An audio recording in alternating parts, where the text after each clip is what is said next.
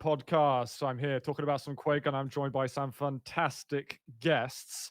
I'm Zoot, but I'm joined by Av3k, my trusty co-host. And guess what? Shane has bestowed us with his wonderful presence. With the legend that is Rapha. I gotta say, Rapha, how's it going? It's great to have you on here. Hey, I'm doing all right. I feel pretty good after this hectic weekend. Had a pretty close match with Maxter, and then me and the boys managed to pull out the team win in Diabotical. So, yeah, really stressful last couple weeks because of all the practice leading up. But now I'm just looking to focus, going into the last few weeks, and then hopefully the playoffs, here for the first stage of Quake Pro League. Amazing, amazing. Well, I know that at some point I'm going to be sort of ejected from this conversation because Av3k's got a million things that he wants to ask you pretty much from since we've just been, declined your honor for actually for me it feels like a long time because I've not really been in like the circle for that for a bit of time. But we're talking about some Quake Pro League to begin with because I just wanted to say something before. Just carry on.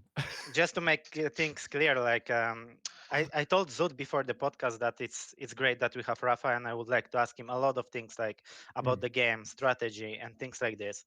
And he said that he's totally fine with that as a host, as our main host. And what he's gonna do, he's gonna try to make us sound smarter, me and Rapha, and especially me, because he said that it's very difficult to make me sound smart. So let me tell you, Zoot. Let me meticulously elucidate it further on that. Even though I felt a bit malaise and apathy today, I took English dictionary and decided to learn some hard English words to sound smarter. All right. Hope I didn't obfuscate you with that. Non sequitur, I think it's going to be a good podcast by both of us with a lot of nice tittle tattles. Are you proud of my English? Just gonna onomatopoeia all over this, and he just started. It's just. Did I sound semi? No, you actually. Yeah, sounded really good actually. How do you rate that, Shane? He made me sound dumb. 2 out of that's pretty good. 2 out of 10. Okay, we can move on. All right, I am kind of like drawing a blank after that. I need to recover. Yeah, I want to. So I actually made some like stats. I say stats. I mean the stats already existed. I've just taken them. So I just wanted to run through some stuff about you, Rapha. Do you know what your map win to loss score is for year 1 of Quake Pro League? You mean like through just the online stuff or just in general? Just online. Something absurd and like 3 or 4 map losses, I think, in the NA region. I'm guessing. You are 89 map wins just online in year 1, and you had 7 map losses. Now I want to like backtrack even more. Stage 4, you lost 1 map online. Stage 3, you lost 1 map online. Stage 2, you lost 2 maps online. Stage 1, you lost 3 maps online. Like, what the hell happened in stage 1? Stage 1 was the format where it was like this weird Swiss system that we were doing, but it ended up being where we talked about it as players after the stage, and like too many players were playing each other like too many times. Right. So it's kind of getting a little stale, like in the middle of the pack where you should be playing like more. And, so that's why we have the format we have now. So essentially I played Dehang like 3 times in the first stage and Nosfa twice. And somehow I only played Chain once, even though like he was doing well, just the way that like bye weeks worked out and things like that, because you weren't allowed to play the same player back to back, for weeks. So, but that's how it ended up working out. So I think, for the record though, Shane, I'm not having a go at you for losing 3 maps. It's still very. It's like, no, I must be a perfectionist. I must lose fewer. I mean, that's what I aim for. So of course. Who have you found have been like your main rivals? Actually, probably now, I guess you've probably had like different rivals as time progresses. But who do you see as your main competitors? Obviously, Venga is kind of top boss right now in EU. I think everybody in EU, when they're playing their best game, I think they're all extremely difficult. There's not one person that I look at and I'm like, I got an easy match type thing. So, and then I'm really proud of NA as well. Like their skill level for, let's say, 8 players out of the 10 of us before QuakeCon 2019, and where they've come to now is just leaps and bounds from where they were. Like there was no contest back then, but now players understand the meta more. They're like much more experienced. They're also much more flexible with their champion pool. So you can't really just pick and ban them out, especially like I'm going up against Chain this week. It's going to be very difficult to try to pick and ban against him because he's so good at so many champs right now. So most of the maps will be pretty even as far as champion matchups go. I'm not going to probably have a leg up on too many of them. So. You were talking a little bit about Chain before we went live, actually, and he's one of the standout players in your region, I think, that's been improving. And I think particularly like at the start of 2020 is when I think he came to Katowice. He's really been getting hotter and hotter. Yeah, I think for him, he's just finally becoming a little more consistent. Because he was starting to get to that point where he's beating the opponents he's supposed to beat, but he's only beating them like 2-1. But now he's getting to the point where he is taking the matchups like 3-0. When he should win, he is winning. And even though he had a close game against Zeneku, but that's because Zeneku played very well. It's not as though Chain played very bad. It's one of those weeks where Chain is playing consistent, but Zeneku was stepping up his game. So, which for me, it's exciting, man. Like I live for playing for this competition. If I'm addicted to anything, it's competing. So, I'm really looking forward to this week and how it shapes up for what our seeds look like going into the playoffs. And not too much else to add to that. If we talk about Chain, like why you think he improved so much? Did you follow like his like pattern of practice? I think first of all he started to practice a lot more, right? And he started to practice also with Europeans, like since last stage, like last stage we had. So maybe that's the reason. What is your opinion on that? I think he's taking practice more seriously. Like anytime that I've seen him play within the last like 2 months, I haven't really seen him tilt in practice. Like even if stuff is going wrong, where he used to do that, or he'd like throw games away. But no, he's like trying the whole time. And I think that's what you need to be doing. You need to be, even if you're like trying a specific strategy going into the practice, you need to be 100% in it and make it worth your time. Because if you're not, and you're just going through the motions and you're not caring, you're not giving a shit for a little while, like 1 to 2 minutes in the game because you're getting angry, it's just time wasted. And then it creates bad habits, instead of actually pushing yourself to the limit and seeing what you can do, and then forming your game plan going into your matches week to week. Yeah. So I'd say that's his biggest improvement. Is like, it's not just he is practicing more; he's taking it more seriously, and he's getting more out of it.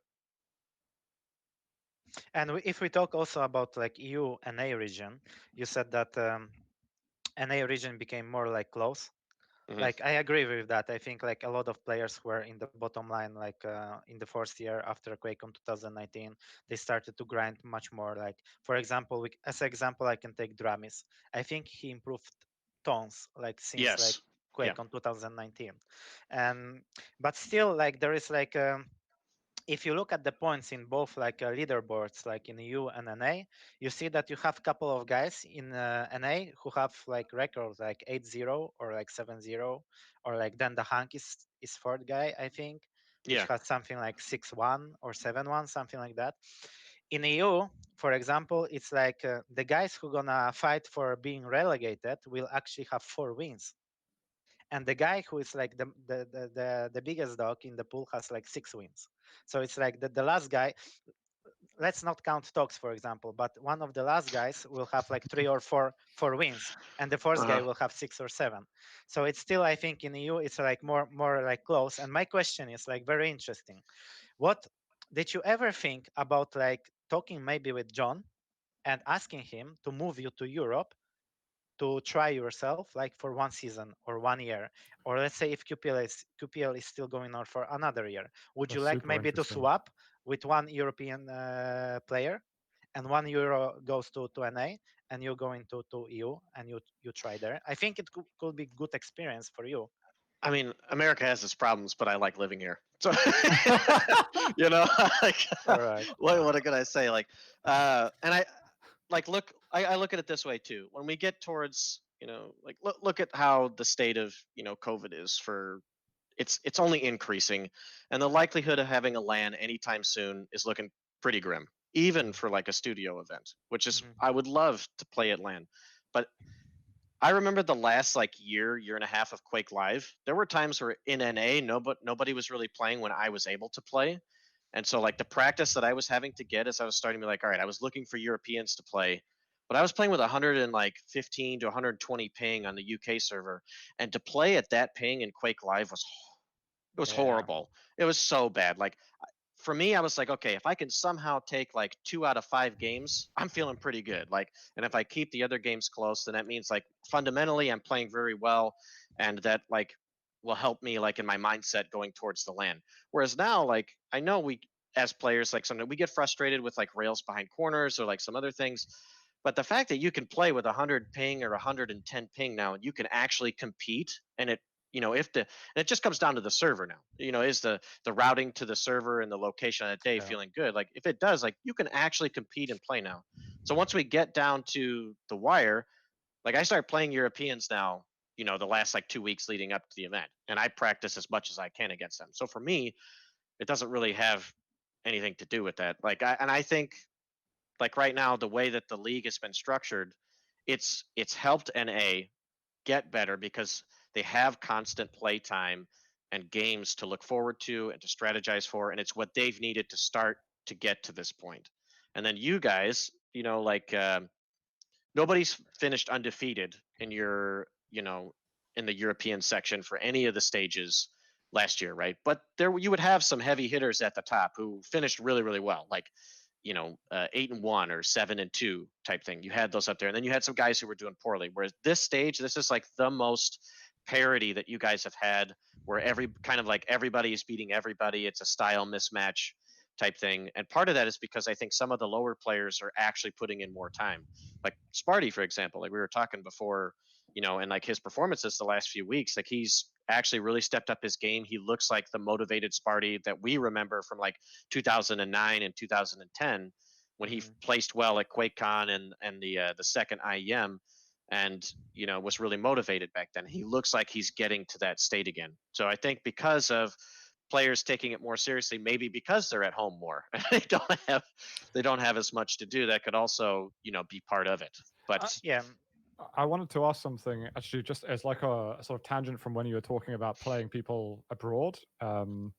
And it was the stage 3 finals, which was the first finals from sort of lockdown, if you yeah, want to call it that, right? And it was one that you didn't win in the first year. It was between 2 events that you did win. Would you attribute that a bit? I'm not saying it's about ping, but it's about everyone's playing from home, so no one's under the same pressure that you are on a stage. Was it harder to adapt to that, or do you think everyone else adapted more easily? I mean, I felt like I had pressure on me. Like I was trying to win back to back, but Mhm. you know, uh, for me, my issue was, let's say the first match of the day that I played Kilson on the final day. My ping to UK from Dallas was an amazing like 105 somehow from that distance. Like everything felt smooth. Like you deal with the high ping stuff, but it felt good and clean. But then as the day went on, it started to hit peak like UK hours, and that was like during the time of like the first lockdown, and then my ping started going everywhere. Like the Really? first map I had to play against Kilson when we played in the lower bracket, it was a literal slideshow for me. i Wow. I couldn't hear things. Sometimes I couldn't even see him, and then he would appear on my screen, and unfortunately I just had to take the loss. Yeah. And then I was lucky enough that cYpheR had a VPN and he let me use it, and it wasn't as smooth as it was like earlier in the day, but it was better. And I tried my best, and I just ended up losing. Like they were winnable games, but Kilson played very well. He won, and then, obviously he did what he did against cYpheR in the finals. So So I don't really so attribute it to like playing right. online. It was going to happen to somebody, and unfortunately, it just happened to me. And Yeah. Okay. but yeah, but that's also part of the reason why I got kind of lucky. And I mean, for the stage 4 final, since it was going to be online again, I personally, like my team manager found, a LAN center that DeHang and I could go to, and I drove myself. Like I didn't go on a plane where I was like near everybody. I kept to myself. I isolated myself the whole time. I drove 28 Wow. hours to go to Boston Shit. to like make sure that I didn't have the same problem again. And, we saw how that worked out. So Yeah, and actually, I'd like to talk about that because it seems like you were sort of a man possessed in that event. In terms of, in my opinion, that is the best I've ever seen you play on those stage 4 finals. And there's one map that you dropped to Venga, but I swear to God, it looked like that guy was doing the most like difficult thing humanly possible. He was like, I don't know, a rocket surgeon and a brain scientist, right? He was just doing yeah, everything he could to take the map from you. And yeah, you were just at an unbelievable level. Like, so you obviously did some preparation there, or and how do you like even improve from that? I agree with you. That is hands down the best I think collectively I've ever played. And I thought even at Katowice that I had played the best that I ever played. Yeah, But wow. I don't want to talk about it too much. But with all the circumstances that had happened in my life, I kind of just really poured everything that I was and all of my anger and everything like into preparing and like just the goal that I was setting for myself. And in reality, it was a good escape for me, to do that. And yeah, I just tried to turn everything, negative, and just, I just tried to make her proud. So Word. Well, That's great. 100%. Let's switch topic a little bit. I think um, as I watch you streaming games, I think you have a lot of people who are new to Quake and they mhm. don't really remember old times and how you started. And I think you never really said about it. But from what I know, you were familiar with Quake because of your dad, right? Because of your Yep, father, it's true. right? Did he bring you to one of the first QuakeCons or not? Am I Yeah, right? yeah. He he went to QuakeCon by himself in 2001, Mm-hmm. and that was the year that 04 beat Fatality. Mm-hmm. And my dad had found out about like the pro scene and things like that. And then after he went, he like showed me the event, like the demos and stuff like that. Right. And I had always loved competing in sports. Like at that time, even at that young of an age, I was playing basketball all the time. That was like my life. Mm-hmm. If I was not, at school or hanging with friends, I was playing basketball. But I saw like, and he had already introduced me like when Quake 2 came around, like how he got started in PC stuff was he wanted to play Doom, and he learned how to build his own computer and how to do all of that stuff from scratch so that it was like as cheap as possible, because back then what stores were open, it was like Gateway Computers and CompUSA and stuff like that, and like you had Stupid expensive dude, as well. what was the dude, you're getting a Dell, like, do you guys remember like that stuff, like all that. So you bought these like pre-built PCs and they were really expensive, but like he learned how to build one himself, and then the difference with internet connections. And I remember how excited he was like getting his first ISDN modem. And he used to Mm-hmm. play in Quake 2. He loved playing Weapons Factory. And his first like clan he ever joined was I think it was a UK team, and he played like Marine for them. And Yeah. and in that game he got to like grapple around a lot. And it was a big like class-based CTF game. And I didn't play as much in Quake 2, but when Quake 3 came around, he had an extra computer, and then that's about the time that I started to get involved more. And then my first QuakeCon he ever took me to was QuakeCon 2002, when Lexer, you know, Yeah. almost Yeah. didn't get in the tournament. Like he showed up too late, but then they Yeah. allowed him in, and he ended up winning the whole thing. So That's the It guy was that the ran game off to again. an island, right? He ran off to an island later on or something and teaches people No, stuff. Or that am I was thinking of someone else? much later. much. Oh yeah, no, Yeah. not then. I'm not saying he did that one either. Yeah. No, he went to Bali and he started to play poker Oh, professionally. okay. But before that, later, I mean, after that QuakeCon when he won, it was against Chaotich, I think. That was Yes, a right. huge That was comeback. Yes, that that was is this like. huge comeback on DMC6, and there was a lot of frag movies like based on that. Mm. Later on, he played Painkiller on quite good level as well. Mhm. Like he played It the was whole like top tour. 6, top Yeah, 8, like type he level. played the Yeah. whole tour, and then he decided to play poker, and he moved to Bali and things like this. But let's Nice. get back to the times when you were playing. I heard that you were playing at your dad's office as well, or somewhere where you didn't have internet and you were able only to watch like demos and play bots and things like this. Yeah. It, So when I was young, how old was I? Like 14. mhm, It's like four. Yeah. I went to QuakeCon 2003. The year they had CTF, Mhm. And then, but they didn't let me play because for some reason in the CTF tournament they had an age restriction where you had to be 15 or older, but I could play in the duel tournament somehow. Weird.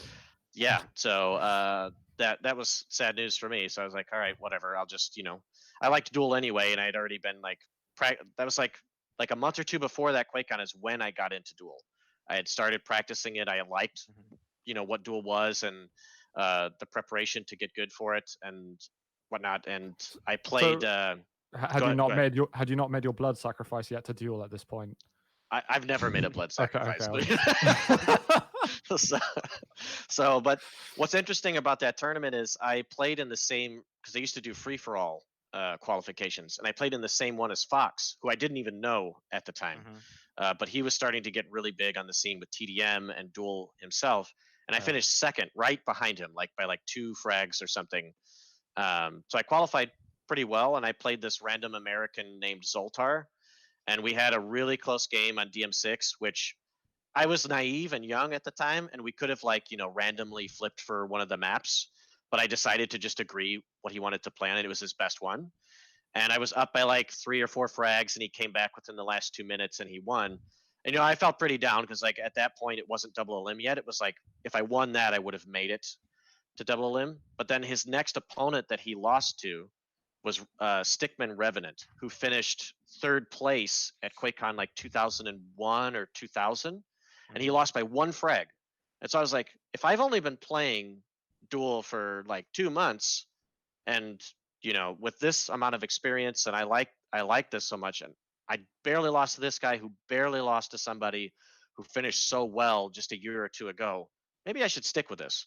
But Mhm. then, after that event, my dad and my stepmom, they moved. I lived in Illinois near Chicago, and they moved down to Florida, and Mhm. so it's a really long distance away. And unfortunately, where I was growing up, in the neighborhood that my mom lived in, there was no cable internet available. There was no DSL internet available at the time. So for the next couple of years during high school, the only time that I got to play was when I would visit my dad during the holidays. Mm. And the only thing that I worked on, like by myself at that time, if I would play Quake on my computer at home, since I didn't have internet, is I would do some trick jumping, like to work on my movement because I really loved capture the flag. But I also noticed I was like, some of these top duelers, they don't have the best movement for some reason. Like they're really good at like decision making, combat skills, but I feel like if their movement was better, they'd have even more options at their table. And the way I looked at it was like, if I know the exact speed that somebody can move from point A to point B to point C, I can keep track of them in my mind a lot better than some of these other guys, and it'll make sure that I'm not as surprised as often at where they are, and I can better guesstimate like where they are and make plans based off of that. And so that's what I worked on. I worked on my movement, got really good at that, and then every now and then, with not even 56K, with 28K, I would download demos from ESR or Cache.net back then, and I would watch some of the tournaments that would happen after the fact. And I would go months and months without playing, and then I'd go to my dad's and I'd start being better because I had put in like the review time and like put in Mhm. work on like my movement and stuff. And yeah. I had the same. I had the same in the beginning. I was only playing bots and watching demos from cyberfight.ru, the I remember Russian that was a good the site. Russian Yeah, side. yeah. There was all configs from all players. So I was downloading configs from like let's say Lexer, and I was checking his like setups and things like this. Mhm. I was watching the demos. But also you said like your first QuakeCon was 2003. My first QuakeCon was 2005 or six. And the funny story 6, about that 6. because it was Quake 4. Yeah. Yeah, and funny story about that is that we read in the rules with my ex-manager boss from Serious Gaming that you are allowed to participate in this tournament when you are like 16. I was 15 back then. So imagine we just YOLO, we completely YOLO, we bought tickets because I had big chance to win this event because Hmm. I straight away became good when I started to play. So he bought me tickets. We bought like the hotel in like. Hilton or whatever. Like I don't remember if it was Gaylord or if it was It Hilton. was Hilton that year. Yeah. Might be. So he just Oh, spent that's all good. a lot of money, and he also sent like the Dutch player who was like CTF player MaDDoG, and he just Okay. said one really funny phrase. He said, "Listen, you just go there, head up."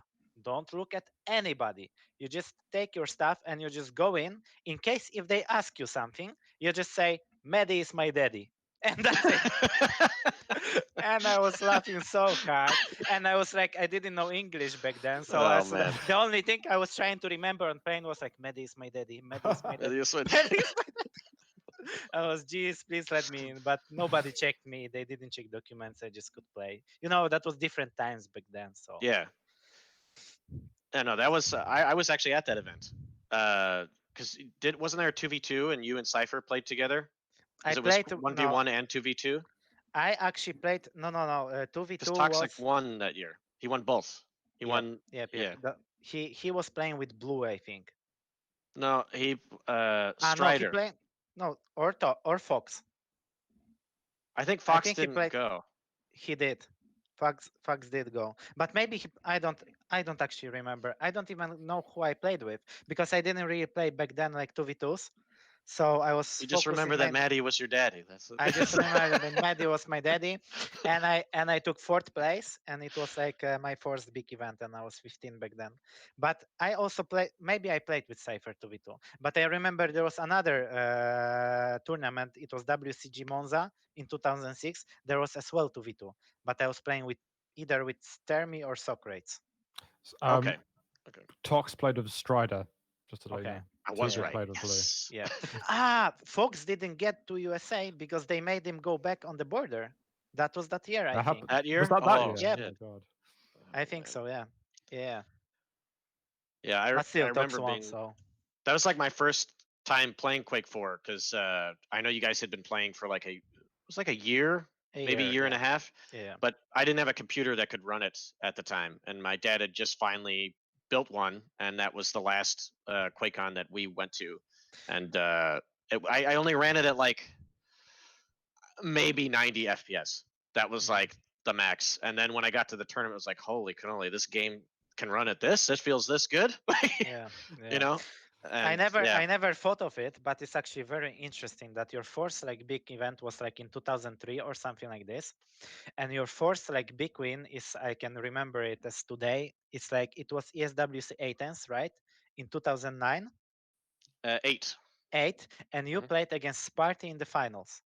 Yep. We already spoke about Sparty that he improved, and that was the tournament where he get his like best result. I think he got to this finals and he played you. I even bootcamped with you before that event, which is also Yeah, at interesting. the SK And that was office. first time I met you, and I didn't. And as we said, the time flies, and like from 2003, I didn't really know that you are trying to get into the scene like professionally. Mhm. So I remember Polish guy Karmak.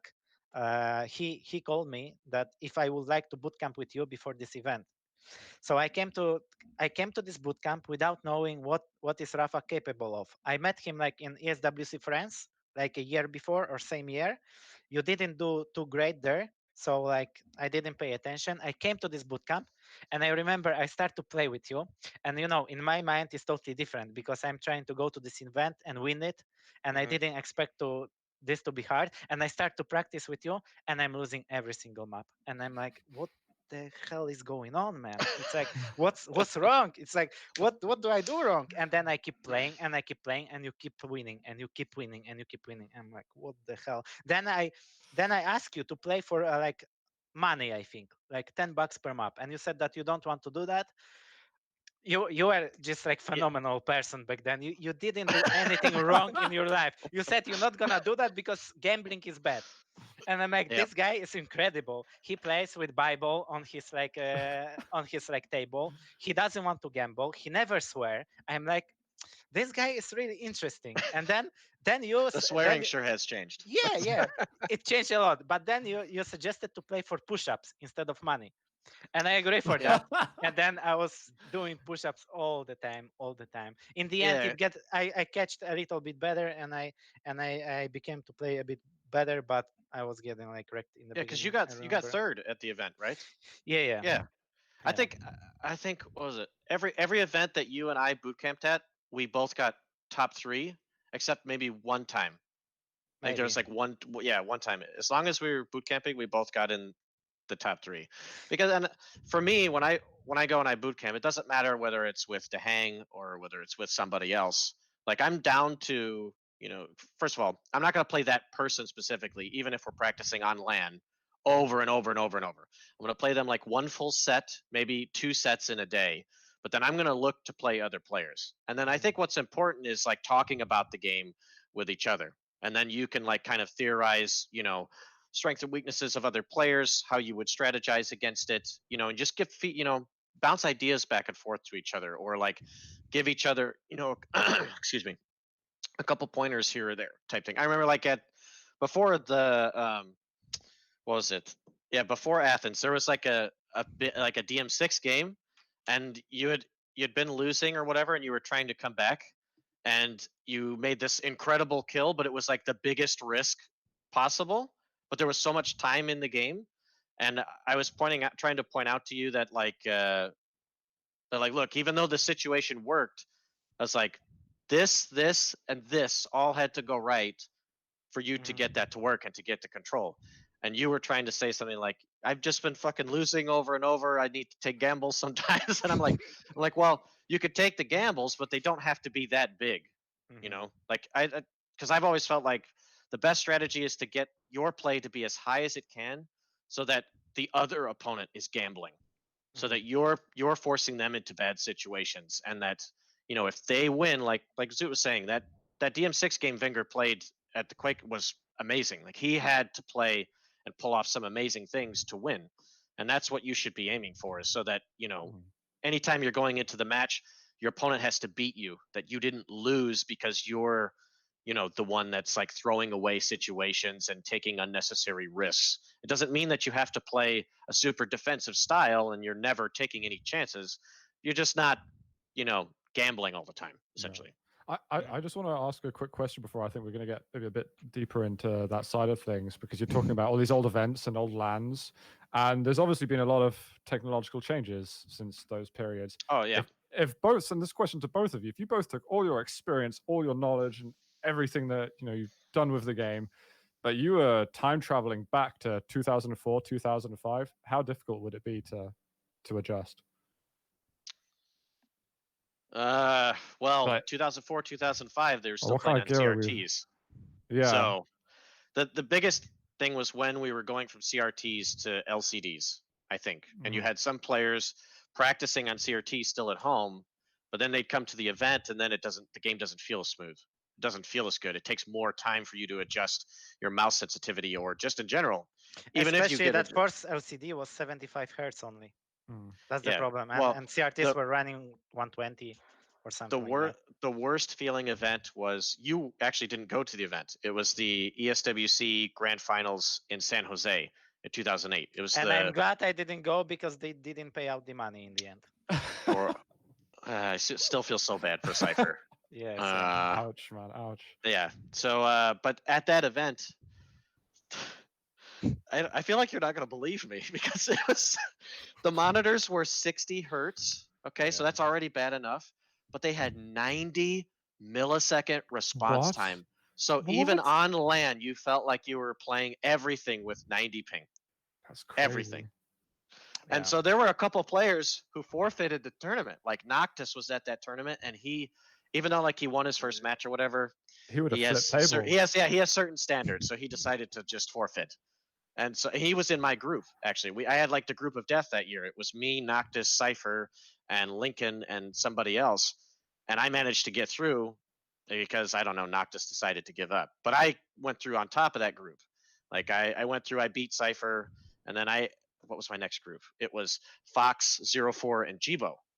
And then Fox was having a difficult time adjusting with how bad it was, and he lost to 04 and to Jibo. And then he decided to not play against me, even though I played 04 and I won, because he didn't want to he didn't want to accidentally influence a tie. So he wanted it to be like when it came down to 04 and Jibo, because they hadn't played yet. If I played Jibo and Jibo won, then Jibo and I, it's like who gets to go through.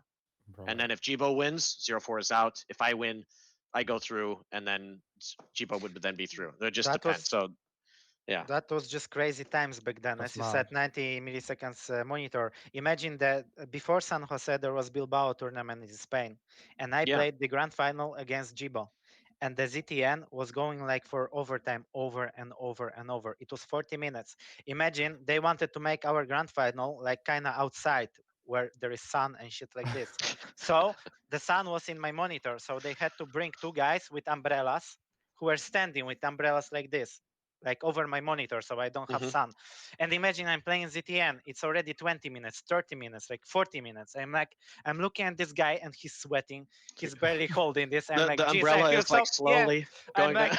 like, I feel so bad for this guy, and I'm trying to win. And like, whenever I like get to the fight, he's out aiming me because Jibo was like a god. He was like a god in case if you speak That was about his like best shape that year. LG Yeah. railgun and things like this. So he was a god. I managed to His come off top. grenades as well, no? Was his Grenades grenade? like rockets, like Yeah. he was like this kind of passive aggressive guy who it was really hard to do He anything with was him. he was like the hardest player to push into, if Yeah, that yeah, makes sense at that time. yeah, Like if even if you had a stack, it was really hard to be aggressive against him. yeah. To Whereas make a like kill on him, yeah. yeah, it was yeah, he was the hardest, he was the most difficult plus back player back then to deal with, I think. Yeah. Also, another question is like if we speak about this offense, like before that, when you were like really trying to get into the pro scene, the guy who was like trying to help you with 1v1 was John, right? 04. Yeah. Hmm. And like from what I remember, he was like very heavy rail player. Like he was really good on, for example, T4, which means that he's very good positionally because it's like positionally wise game Yeah. map. What do you think was the most important thing that John teach you about the game, or he told you, or he gave you a tip, like something that really changed something? Because that was that time, like 2008, 9, when you completely like you were completely changed as a player, and you became from like let's say like top 8, top Mini 16 Rapha to Big material Rapha. to top one to top one contender back then. Yeah, I'd say there's a few things, and because when I started playing against him, I didn't know I was playing against him. He was aliased, Mhm. and he started talking to was it like Chance and then he had Machiavelli, who was also aliased, come and be like, look, I want you to look at this kid and see how he plays. And so they came and Mhm. they watched as I played him, and he was like, because back then, what was it? KGB somehow like knew all these different command settings, and so it almost seemed as like KGB cheated with like the aim Mhm. that he had back then with the CPMA netcode. And then there was a player who was also like everybody wanted to do well, Walter in NA. Not many people maybe remember him now, but he was somebody who had the best movement I've ever seen when it comes to VQ3 and like playing in duel. He had incredible talent, but he just wasn't mentally stable as far Mm. as like playing his game. So he had like probably he could have been better than me as far as like potential skill ceiling, but Interesting. just as far as like the mental game and consistency, he just didn't have it there. And there was a lot of like fishy stuff with him sometimes where people thought that he cheated, and 04 was like either you're a cheater just like these guys or you're going to be top 3 at the end of this year. He's like, if you just listen to me, I'll try to help you with the last few like little steps, and then also in doing so practice with me so I get my shape back, because he'd been at college from 2004 to 2008. QuakeCon 2004 was the last thing that he touched for a long time, and he wanted to compete again. So the biggest things that he taught me were in my own game at the time. It was helping me, but he taught me that I was playing too cute. And what too cute means is you're taking too many hard reads and risks as far as like setting traps and being too out of the box. Whereas if people figure that out, they can then take advantage of that and leave you in an area for too long and take control. And then, if they're playing a better standard game than you, and those little traps that you're trying to set up over and over aren't working, your game's going to fall apart. So you can't base your game around that. So that's something I had to like try to find balance in, and like, making those gut decisions based off how my opponent's playing and reading the player, but still also like playing a sound game that revolves around item control, playing the maps, things like that. And the other thing is just it's just a growing pain, just dealing with tournament nerves.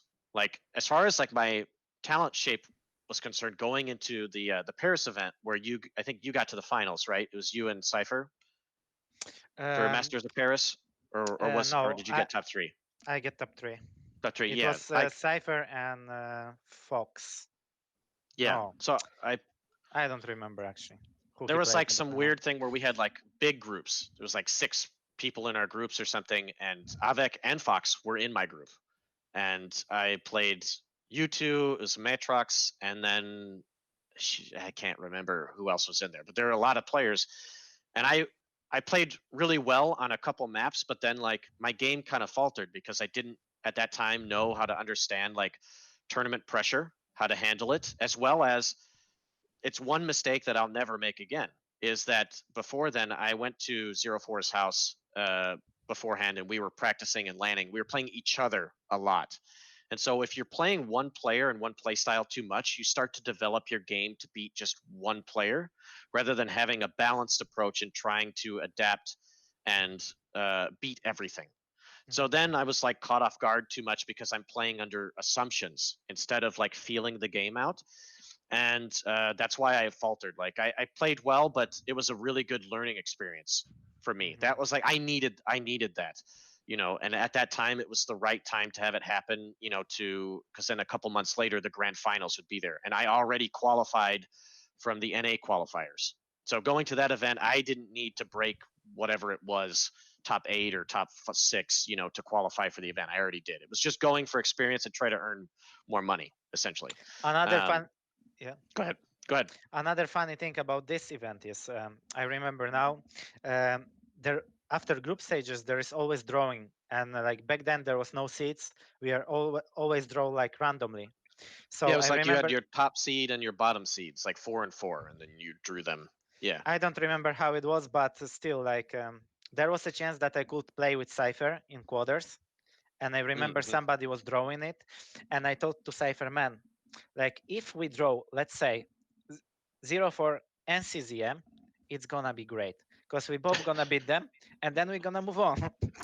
And then we start to discuss this shit, and then I look around and there is 0-4 and cZM standing behind us, and I'm like, Jesus Christ, they play all this shit.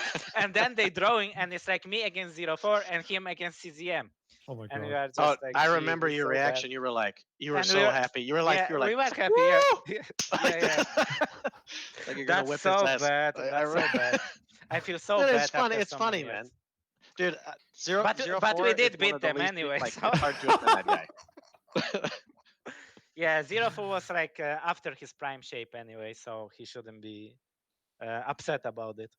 Yeah, but that series was really close between you guys. It was like no DM9, Arrowwalk, and DM6, and he won Arrowwalk, but then one of the other games was like super close, the decider game, whatever. But you whipped his ass on DM6 like really badly. It was On ZTN. on ZTN. Yeah, I Okay. control everything basically. Because it was the first years when we developed this style in Russia of like controlling whole map, like not only like Mega Health and Red, but we were controlling both. Like Everything. I was back then. I was timing like 4 items. Now I can barely time 2.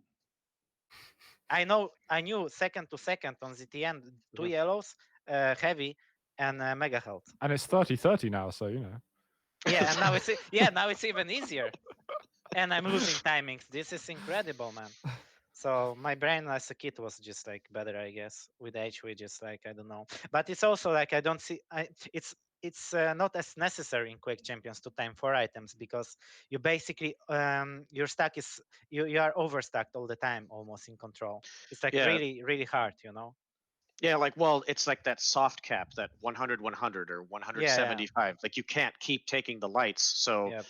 you could time them for a little bit, but then eventually there's like that point in the game where neither player can collect them. So then you just kind of forget about it, and you're just hoping that you remember the cycle in which they come up, like which order. And that's like about the best you can do, and then eventually you try to time them again. But yeah, because that's quite a different play style in Quake Champions compared to Quake 3, Quake Live, and Quake 4 was the same. So with how the items worked. So the way I've seen, sorry, this is me just trying to say something because I just enjoyed listening to you two just bounce off each other. But the way when I was casting a lot of Quake Champions, it seemed at the highest level that actually not that many fights take place on major items because people are stacked already and one player is maybe going to have control. you're obviously trying to keep track of routes to each other, but I always find that fights would just break out at like almost random points in the map, or like certain choke points or hotspots. And maybe I see that in like Wenger, because he kind of just like fights in crazy places, and a couple of other Euros do as well. How do you see it? It's more like you're fighting people between the items. Like you're fighting, like, who's the macho man in terms of who can delay the other person from getting the full control.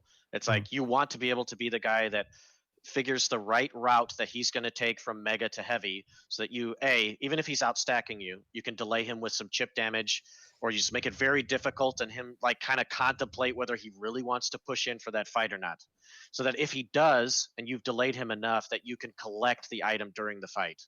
Because there are some points in the game where they're, for a little while, it's like a 1 to 2 minute period in each game where neither player really wants to do anything because they don't have to, right? You know, you're just kind of playing your one side of the map, and that's it. And so you're just looking for that one opening with good tri-bolt, you know, 2 rails to 1 or something like that, so that then you could finally get enough control to kind of bully yourself around the map.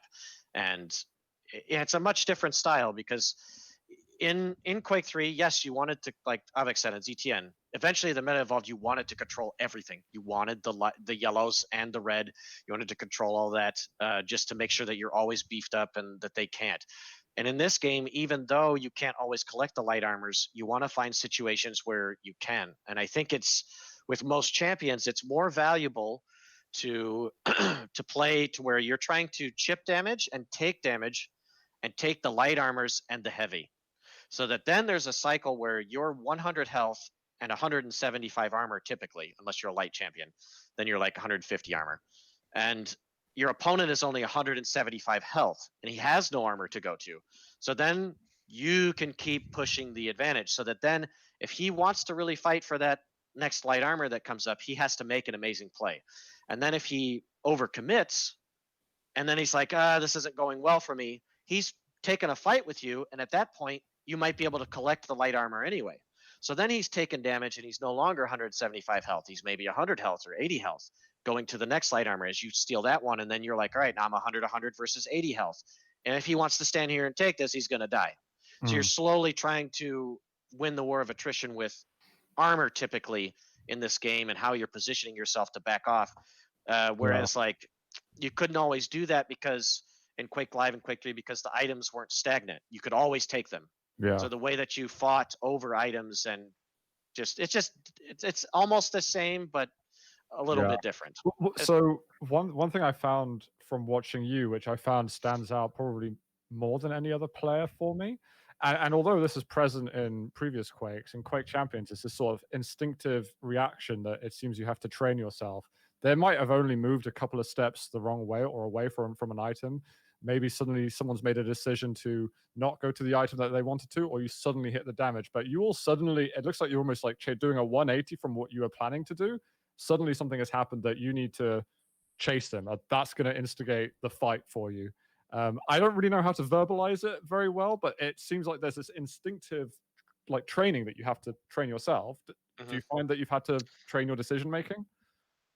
I think so. It's like just trying to be, and I think in this instance, it's much harder in Quake Champions and Duel, in my opinion, because of all of the champion matchups that you need to know, and you need to understand, especially the ones that the mobile champions, what they can really do with the game, like how far they can take their control, what it means for them to be safe or in danger, and especially when you're playing against them, when you have those small windows of opportunity where you see that they made that movement mistake, position mistake, or whatever, you have to take it when you can, because if you don't, they're just gone, and then they get to a safe position, and then it's very hard, to catch them. So it's just, I think in Quake Champions, you have to take a few more risks. Even in round duel, you had to already, and in time limit duel, I still feel like you have to take a few more risks because of the item caps that you have, and especially because of the damage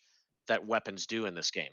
They do a lot of damage. Like if you make one wrong move against a guy off spawn, sometimes like you just get destroyed with base machine gun or base shotgun. Like he just chips away at you because you chose the wrong weapons, or you fumbled your movement, and it really hurts. You have to make sure you're trying to be the guy with the stack all the time, so that you can just try to just, for as long as you can, punish him and crush him and build a lead so that you can hopefully hold on to it.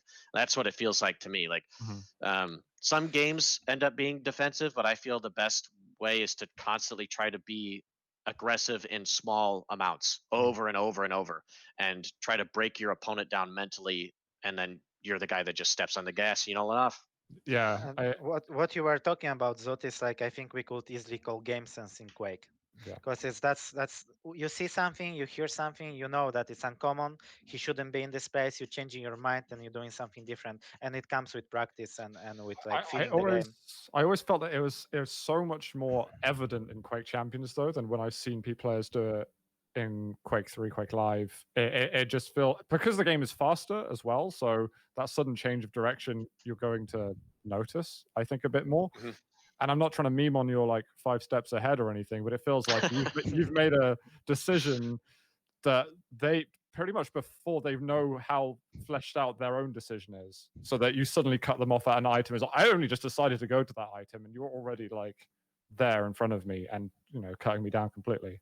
So yeah, maybe I come from it too novice an angle, but the 5 steps ahead meme coming from like Dubai, I think, where you won. No, it came from the event that I lost at Paris, because Carmack was saying like, in order for me to get invited, I needed to like, you know, try to, in the interview, I really had a hard time talking well about myself, but he said, no, you need to be confident type thing, like say that you're worth inviting for type deal.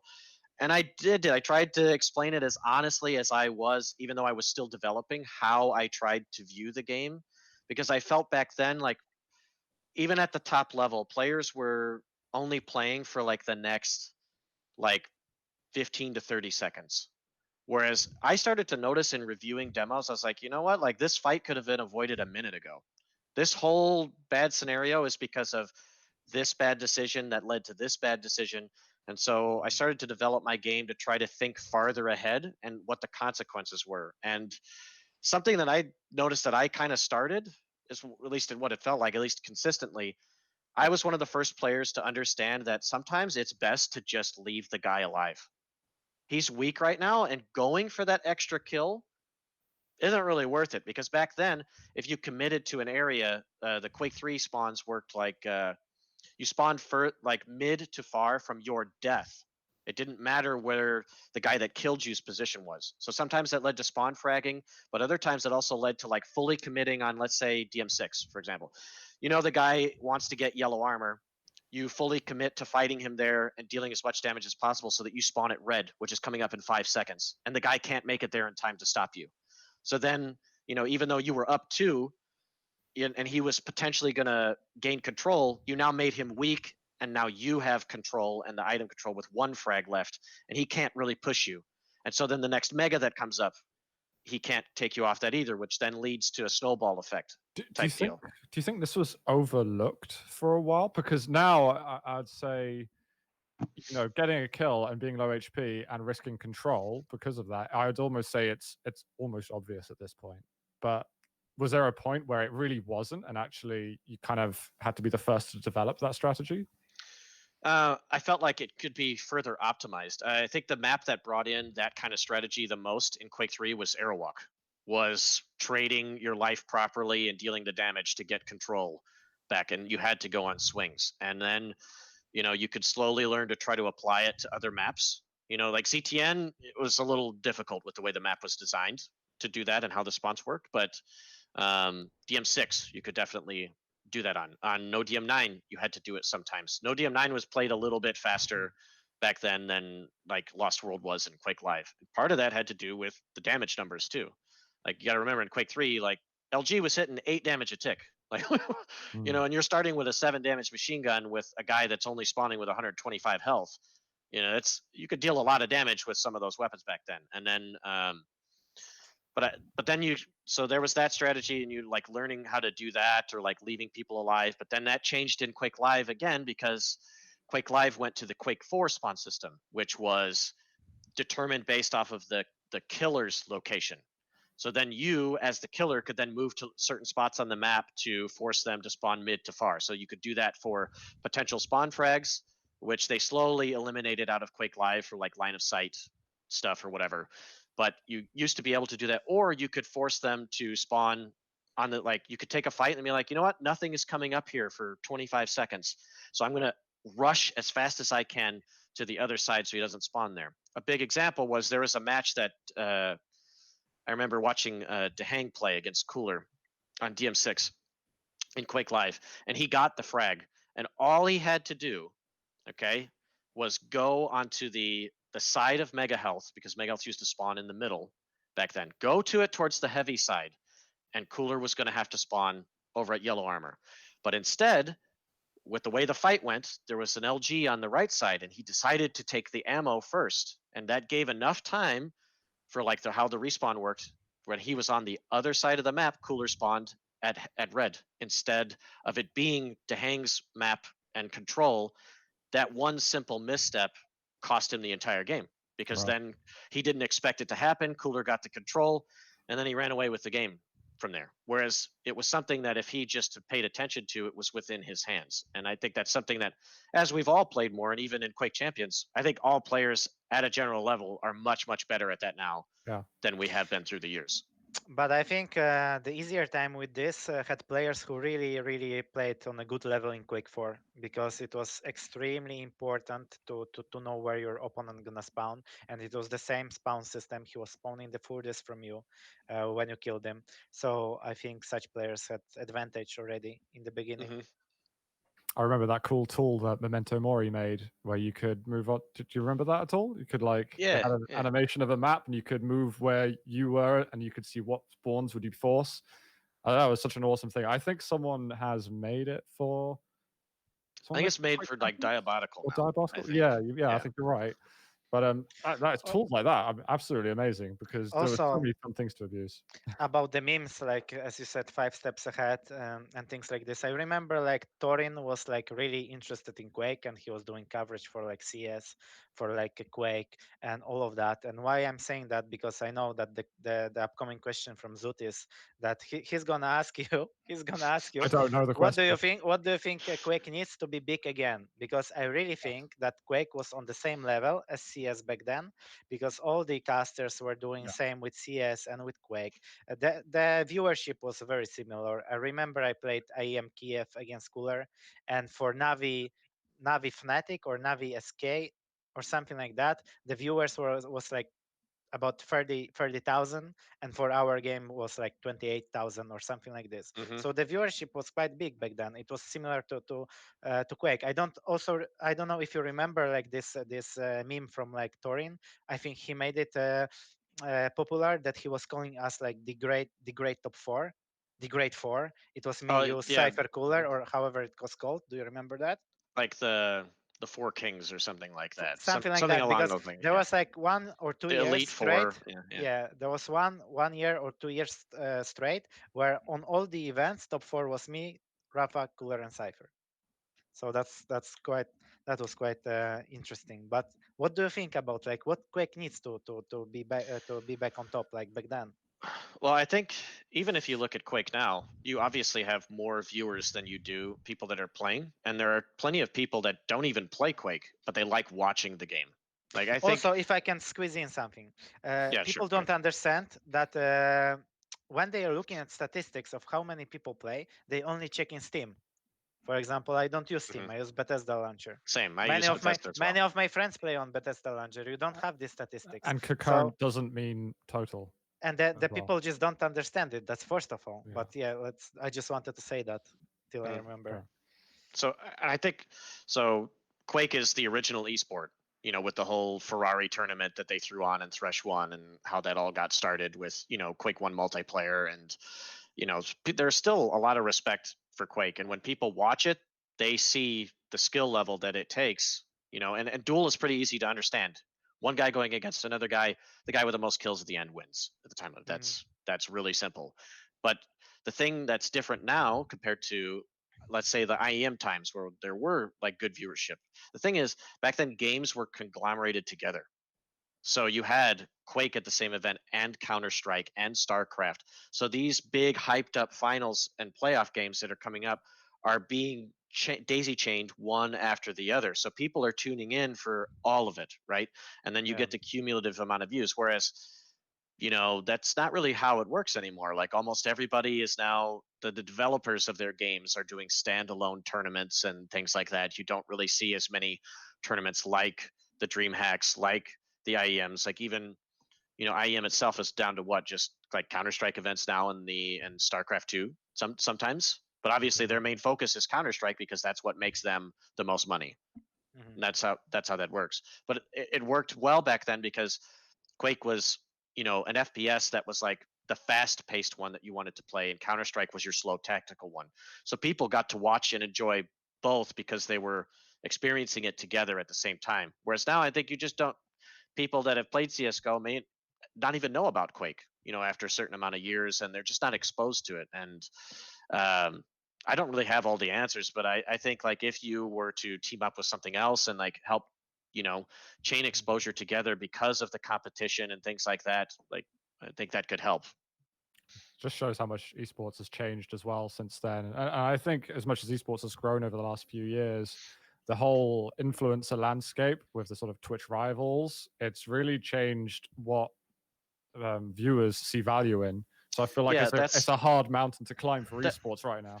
that's another thing too. Like now, like you're saying with like, let's say Twitch rivals, it's a lot of like, it's not necessarily professional, like esports players that are always being invited and playing in those. It's like a mixture of some from some games. Then you have like entertaining streamers and stuff. And it's more used. Some companies are looking at it as more as like advertising for their game and trying to get people involved. And then after that, you don't see anything happen again for certain games. You just have your Twitch rivals staying in some exposure, and that's it. And then you have other games, which like, let's say like League of Legends, Dota 2, CSGO, Quake has consistent content that we're putting out all the time. Even like some of the fighting games like Mortal Kombat, you have like Capcom World Tour with Street Fighter 5. So there's some things that are still there and people are like committed to that. But then like the new games that come out, it's like, is it going to be a success or not? It's really hit or miss for newer games, whether their esport is going to be big, whether people are going to really get behind it. And I mean, I think Fortnite's success is just how much money that they fucking made in the beginning. Like how much money they made off of selling all of the battle passes, all of the skins and everything. And they looked at like, okay, PUBG is still trying to like get up there with prize money, and then it was Apex was coming out soon. So they're like, you know what? We're going to spend what we earned in an entire quarter, and we're just going to drop it for a whole year for the prize money. And now this is the biggest thing. Good luck. Just they literally had the amount of funds to do it and just pushed it out there, and they're like, whatever, we'll make it back in the store. Whereas because they have the guaranteed income coming to them, whereas other organizations don't necessarily know whether they do or not. And then I don't have all the right answers either, but some of that comes down to how are you selling your product, with the whole, and then like you have different countries now, like the whole gambling with loot boxes and things like that of that nature, like just trying to appeal to the general audience and be, how to, just keep revenue coming in, because that's how the games are anymore. They don't just sell them and that's it. You have to make a product that keeps making money. And I think that's like one of the annoying things that happened with Quake Champions. It like came in, it got this attention. Sure, the game wasn't polished at all, but it got just at the end of like the loot box bandwagon. Just as that was basically coming out of fashion, Quake came in with it. And that's when they really needed to like build their funds, I think, to continue the really strong start that Quake Champions had with esports. But it's nice that the game has that IP loyalty, something that new games struggle a lot with, is just getting people to play and stay playing your game. There's a lot of loyalty there with Quake as a brand. It's just, for my view, is like you will make the esports audience bigger if you make the game bigger, and that's like the $1 million question right there. Everyone in the community always asks. Well, and then a big thing with Quake, you have to look at how many players for years were playing on like a really old machine for Quake Live, for Quake 3, because people love the simplicity of the game, even though like it is one of the hardest games to play at the highest level because of all the factors that you have to be good at the same time. The simplicity of it is simple. Like you're just running around killing people with cool guns, like picking up items, getting power-ups. Like it's just a fun time. You can hop in and have fun at a few different modes that you want to play. But how do you sell that to sponsors when your game doesn't push technology, Yeah. right? So even though Quake Champions did that when it came out, like even still, like you have to have decent gear to run the game really smoothly at a competitive level. And like you can enjoy the game, you can still enjoy the game even though if your frame rate isn't the best at what it is. But those other games in the past, for years and years and years, you have the community that hasn't had to deal with that type of problem. And so you have a community that also doesn't have the cash to just go buy a whole new computer just like that either. Mm. Whereas, which is a weird. It's like a problem that most other games don't really have. Yeah. To be honest, it's really weird how that's worked out, but that's just how it has with Quake. I think you had a really interesting point about the whole event. So esports events used to be a celebration of many different games, esports, and LAN events look very different in this current age. Something I've discussed with actually ZSX in the past is like something interesting for Quake Champions would be maybe some strategic partnerships with maybe another game or maybe with something that isn't gaming at all. Mm-hmm. And I wonder, like, we haven't really had much in terms of sponsorship in Quake Pro League, but it would be good to not focus on maybe video card manufacturers, accessories, peripheral manufacturers, etc. But maybe like, actually, how can we create some valuable partnerships with non-endemic brands? Again, I've got no idea what work goes into that from Bethesda Mm-hmm. or its software side, but I think it's something that's worth exploring for them.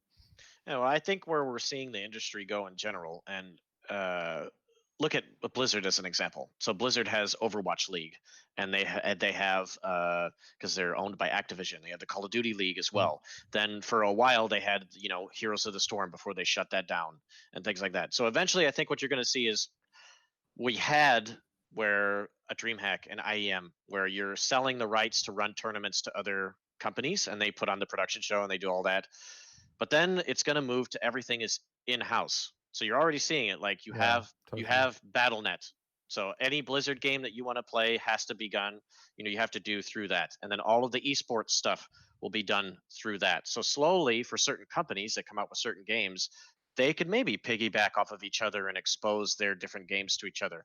As its software and Bethesda, especially. I don't know what they're going to do with the Microsoft purchase or whatever, but who knows, maybe in the future you have Quake and then you have another game that comes out and they're running side by side and it's their league. It's like, this is our league with our games and these are the games that we're running, and this is the centralized place that you can view them and engage as a community type thing to try to bring some of that back together rather than having things as split as they've been for the last like transitioning like 5 years. That's super interesting. And I guess it's something that Riot has spent a lot of time building a skill set around that. They're managing their own leagues, for instance. Valve has got this weird, like, hands-off, laissez-faire approach, which I'm pretty critical of, but they've obviously built a lot of knowledge about that. And I think maybe Bethesda, maybe now Microsoft, they have to do that. And if Quake Pro League is their sort of research project into that, then maybe they need a couple of other games that are also chiming into that part of the portfolio. And there's no clue to know like what's going to happen with their games in the future or anything like that. But I think that's just, like I said, as the industry as a whole is where it looks like it's going. So and then for some, they may not have like an esports title come out for 1 or 2 years, but then they finally do, and then it just adds to what they're doing. So yeah.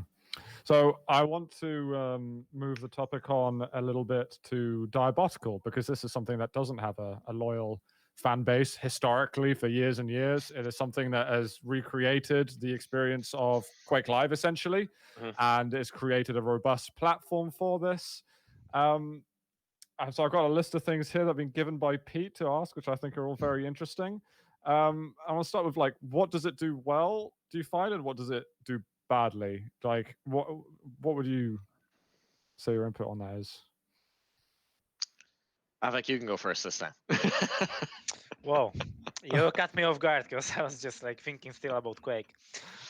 I think I'm gonna say something similar to what Shane gonna say later, because I really think that Diabotical is the biggest advantage of Diabotical is like bringing esport with team modes, because team modes in FPS games, they are always fun. They were fun in Quake. I really enjoyed 2v2. I enjoyed CTF back then and TDM, and even Sacrifice was great because it's like it's always bringing like building this atmosphere within the team, and you always having more fun like playing, and you having more fun watching people who play in teams. Just a great example, like when Rafa was playing against together with Team, Mm. and all chat was roofing and things like this, and it became another meme. It's just like it's always something great. Everything great is always built in a team, in a company of other people, human beings, because like two masterminds, they always gonna create something bigger than one, right? So I think that's the great thing. I don't really like the dual format at the moment in Diabotical. I don't really think it's interesting to play or to watch for myself. I think something must be changed with that. But so for now, it's like I think it's great opportunity for people who love Quake because it's like very similar game to Quake. It's like basically, if I would have to compare, it's like almost like Quake Live for me myself. When I join like Diabotical, I feel like I'm playing Quake Live. The problem is like I'm afraid that it's gonna separate the community to people who were still playing Quake Live and they were hoping that Quake Live gonna be back, and they are maybe a bit too stubborn for like new things like champions or new graphics or things like this, and it's gonna separate this both like communities. Hmm. Quake Champions and Diabotical. But I'm as a pro player, I'm just like my main goal is to play a game who lets me compete, who which lets me to play for money, to make a living on that, and this is what is Quake doing for me right now. So if the Diabotical gonna bring some like good esport tournaments with bigger prizes next year, because right now it's just test tournaments, then I think a lot of good players like who don't really touch the Diabotical now will be back. I think Cooler is the same. He's already like mature guy. He's not gonna play any more games for fun because he's getting to this age where you can't just afford to play games for fun, right? So for him it's business. So if Diabotical gonna bring serious esport, then I see all these players coming back and playing 1v1 as well. Right.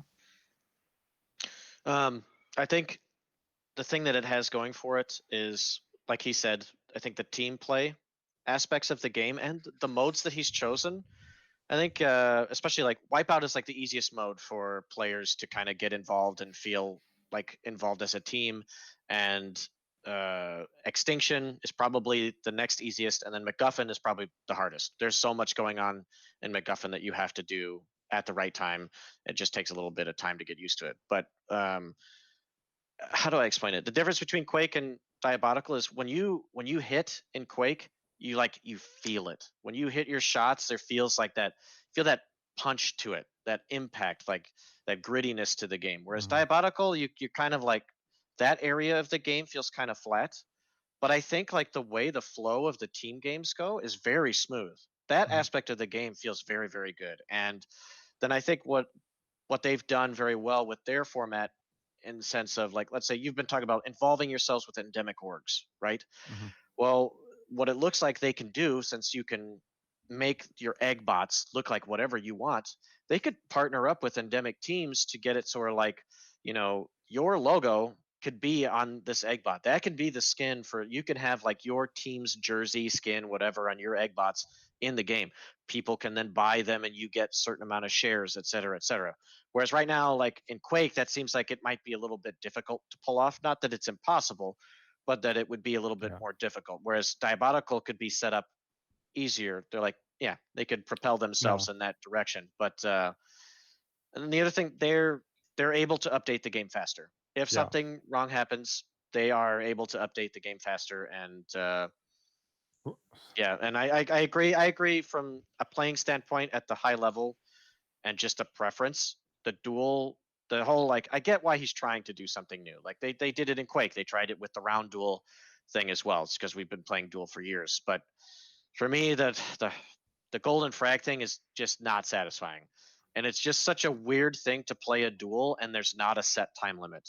I Like it could agree. vary. It could vary from like 8 minutes to 20 plus minutes because the way golden frag works, like you have to get that kill And if the guy just keeps playing defensive for so long and the way that they currently have the dash mechanic designed, the defensive player in duel always has the advantage because he can stand at a spot and he can listen, and then he can fire and dash instantly in a direction that benefits him. Whereas the player trying to chase can't quickly change their direction because if they take any sort of damage, that resets and they have to wait the 3 seconds for the dash mechanic to come back. So once you get down to that point and you're at the highest level, that's why what was one of the first game, like Agent versus Karvik, lasted like 28 minutes or something like that because That's they insane. just couldn't end the game, you know. Yeah. So I think like that creates a problem with that's one reason I think, you know, we shifted in Quake from rounds to time limit, is because from a production standpoint, that is a nightmare when you 100%. don't know, like some of these matches, like Av3k was in the longest Quake round duel match of all time. It was like 2.5 hours for just one match to finish because it went the distance over and over and over. And then he had to Whereas, play like, you. Unbelievable. yeah, I know. So, but whereas now it's much easier to keep to the schedule, and that's a big thing with companies. You know, like you're paying these people to work behind the scenes, and if it goes, like you're having to shell out of pocket a bunch of overtime money. Whereas now you can probably fit into, you know, something that's much more agreeable in a time fashion and meet that. And I think that's something that, you know, the golden frag could potentially have a problem if I couldn't they, agree yeah, more. you know. So One thing about Diabotical for me is I think although they've created this robust platform and they can do quick turnaround with updates and they can implement things, I also feel they're kind of making all the mistakes that Quake Live did and Quake Champions did. A perfect example is what you've just talked about is a scheduling issue with one focal point of its esports, but it's also this amount of choice with all these modes. I think there's so many options that you're presented with as soon as you get into the game. And it is the same with Quake Champions, but you know, it takes a bit longer for them to change things around, etc. yeah, I feel like a arena FPS extremist when I say this, but I feel like something drastic needs to happen. Some people listening may have heard me say it before and are sick of it, but I feel like keep duel, but literally cull every other mode, put it in your custom service because they've got a great sort of feature for that already. And yeah, for build making your own, popularity. yeah. And then just put like one team mode. Obviously, I want it to be CTF, but just put one ranked team mode, one unranked team mode, and dual ranked. Yeah, it's like if we had, let's say, a million concurrent players, this wouldn't be a problem. Like you wouldn't have as, but like arena FPS is at a point where we need to build the community, and as much as people, like, you have some people, they just want to play exactly what they want to play. Mhm. It splits the queues up, and then sometimes you have difficulty finding games because even though you're looking for that, other people aren't looking for it at the same time. And if you were queuing there, though, then they'd have enough for another game and they'd put you in, and then you'd actually just be playing. So I agree they should like consolidate the modes a bit more. Like right now, I think, what do they have for the ranked team modes? They have the 3 modes for how it works is they have the 3 modes that we're playing right now. So Extinction, MacGuffin, and Wipeout. And so when you queue for that, it'll randomly give you one, which I'm fine with, because then, you know, you play ranked, you can, you know, potentially prove yourself as an up and coming player, so that for these tournaments, like, oh, this guy's rank is actually pretty good, maybe we should try him out on our roster or do this or do that. Or people can search out, you know what, you aren't on a team yet, do you want a team for this? I want to try out this time, I want to actually do this. And it's a way to try to find new talent to feed in. But yeah, I think there's just too much choice at the moment. Yeah. It's like it's great to have freedom of choice, but too much freedom of choice is almost a prison, because then you don't know what to pick. You're trapped with indecision. You don't know what to do. So. Yeah. Yeah, absolutely. I just because we're now an hour and a half in, I want to warn people that, and it won't be a million miles away till I start asking you guys in chat if you've got any questions for any of us, but mostly for Shane, of course. So I want to go through. I mean, I don't really call it quickfire questions at all, but I want to talk about some of the stuff that I have here. Most memorable career moment. Maybe tie this into any of the toughest opponents that you've had over the years. I'd say like I'd know the answer to one of these, but I'm curious what like stands out most for you. Hmm. And actually, I got a load more questions. Man, it's really hard. It's really hard to pick one, Hmm. which is a good problem. So, I'd say the first QuakeCon that I won was really special for me. It was really hard for me to keep it together on the prize ceremony because I really pushed myself to win it in memory of my dad because he had introduced me to Quake. He had brought me to QuakeCons and things like that, and it was always my dream to try to get to the top at Quake. And for such a long time, QuakeCon was the tournament to win. That was the one. You won that, you were the man. And all the legacy of all of the players that had won before me, and then trying to do from that starting point what I've done to today, it was really, really special. And other than that, probably I think just the culmination of winning 2v2 with Tim at DreamHack Winter, because going into the year, we just knew the Europeans are going to be so good. Europeans have always been so good at TDM, and just the challenge that we had to put ourselves through and the preparation and all the work that we did to have to be at the consistency and team chemistry and level, tournament in and tournament out to do what we did. That's probably one of my proudest moments. Wow. I think is because that's super cool. it wasn't just me. We had to do it together. You know what I mean? Like Av3k was saying, it's building something with somebody else is such a different feeling than doing something on your own. It's a different sense of pride and accomplishment. And it's probably amplified for him because I think he took the duel as well. So, well, that was the year before. But yeah. Sorry. No, it's all good, man. It's okay. I wanted to. That's actually something I was thinking about much earlier. But do you Shane think that NA region is working harder than the EU region? I base this question on what you said that Europeans were always so good at TDM. I was actually at some point surprised how bad Europeans are doing in 2v2, when they are playing against you. I thought we will try. We also we had difficulties with our teams because we are mixing teams all the times, and we never spoke the native language in a team. That's the main issue. But I think we should be able to get 2 players who could beat you in a tournament. I dare say as well, Av3k, I dare say as well, there's also quite a lot of ego in Europe, and I think that also got in the way of the true goals. Yeah, that's as well. Yeah, I think I agree. It was down to which teams could play with which players, and then just the biggest thing, even if you guys aren't speaking the same language, the biggest problem Quake players tend to have, and looking at it's good to watch this last Diabotical tournament now that and with the EU one coming up, now that they have listening into voice comms, is which players are completely silent when they're fighting. That is such a huge problem. Some fights last for 5 seconds, and in Quake, at Diabotical, that's a long time. The amount of even if you're just saying 2 words to give you're fighting at LG, that's all you have to say, and that gives so much information. But now I'm gonna catch you, and you're not gonna tell me that Tim is perfect at it. He's not. No, he's not. That is, if he has one downfall, that is his downfall. Yeah, but he does his best to work on it. So, and I tried to make up for that. You know what I mean? That's true. Yeah.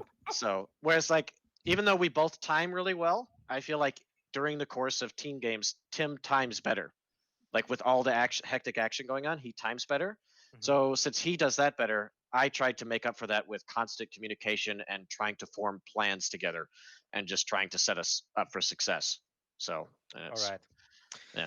Do you ever think about the game when you are outside the game? Let's say you are walking, you are cooking or something. Do you often come to the game with your mind and you're thinking about the strategies or how you want to play, or you imagine yourself playing on ruins, for example, and I don't know, taking mega, dropping down and things like this, visualizing and things?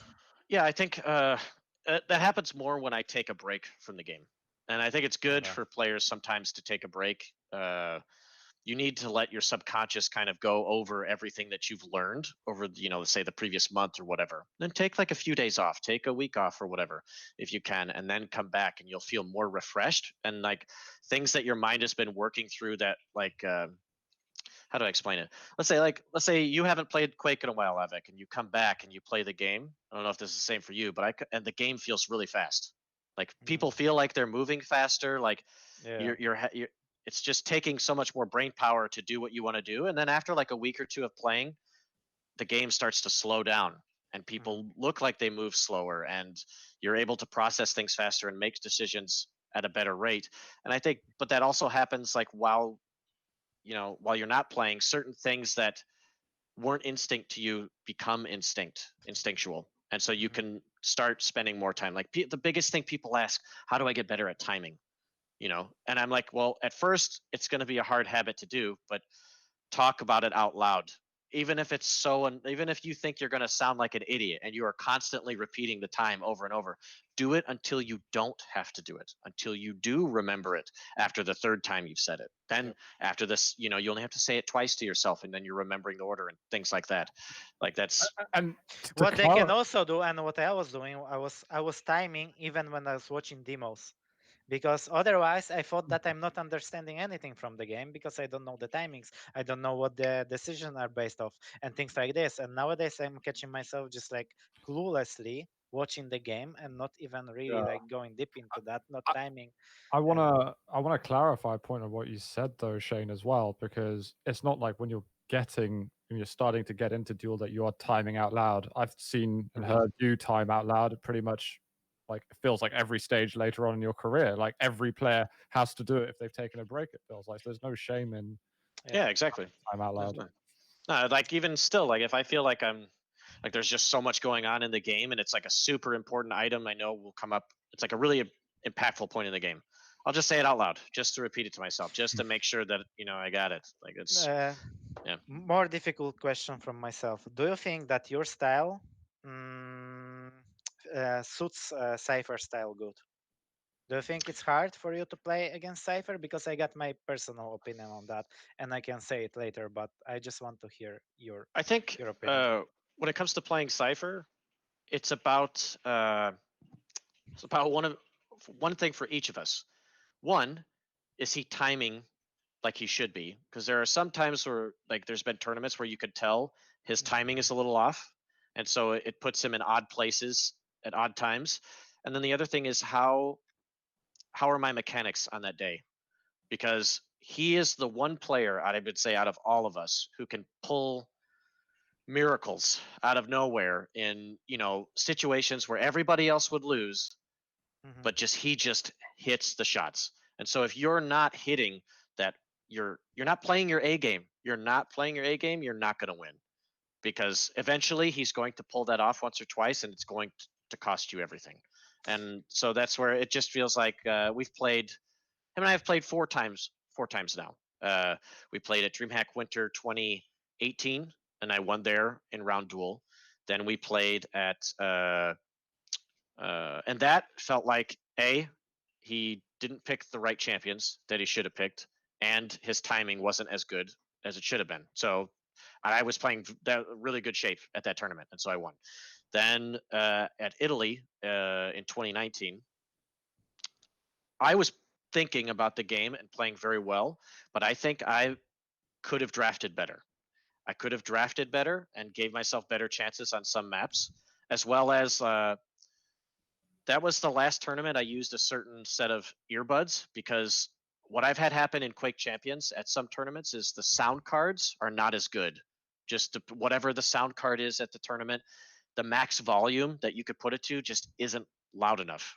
And so sometimes at tournaments at the LANs you can't hear as well. And that was one of those tournaments. So I'm having to play like a more passive game. And he was playing really well. Like he had like played very poorly and barely beat Garpy in that challenger, but he played again against Ron and he got stronger and he was like building momentum and he was getting very good. And in our match, he just was hitting so hard. And I needed to be hitting my A+ game and I was not. So he was playing his best and he won. So then the next time we played was I am Katowice, and I played some of the best I've ever played. I was hitting and playing my A+ game, and I picked well. The ZTN, like I think he actually had the champ advantage Slash versus Nyx on that map with how he was playing her, but I was hitting really hard, and my rockets, especially at that tournament, were second to none, and that's what saved me. But the first map, like he had, like, I can't remember what he banned at the beginning, but he left I banned actually, and he left Doom open. He picked Ranger instead. And in my opinion, I think Doom, even into Ranger, is better on Awoken consistently. Like, you will win 60-40 or 70-30. It's like within that range. If you're both playing this at the same level, Doom will come out on top because he will create more opportunities than Ranger will. Because Ranger's hitbox, even though Ranger is such a versatile champion, his hitbox is like Scalebearers. It's huge. So when you make mistakes, you get hit really hard.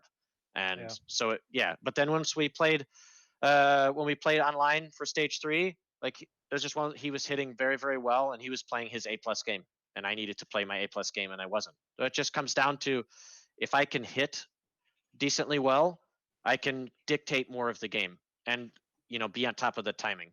But and also because of the champ pick at Katowice, he wasn't timing as well on Awoken.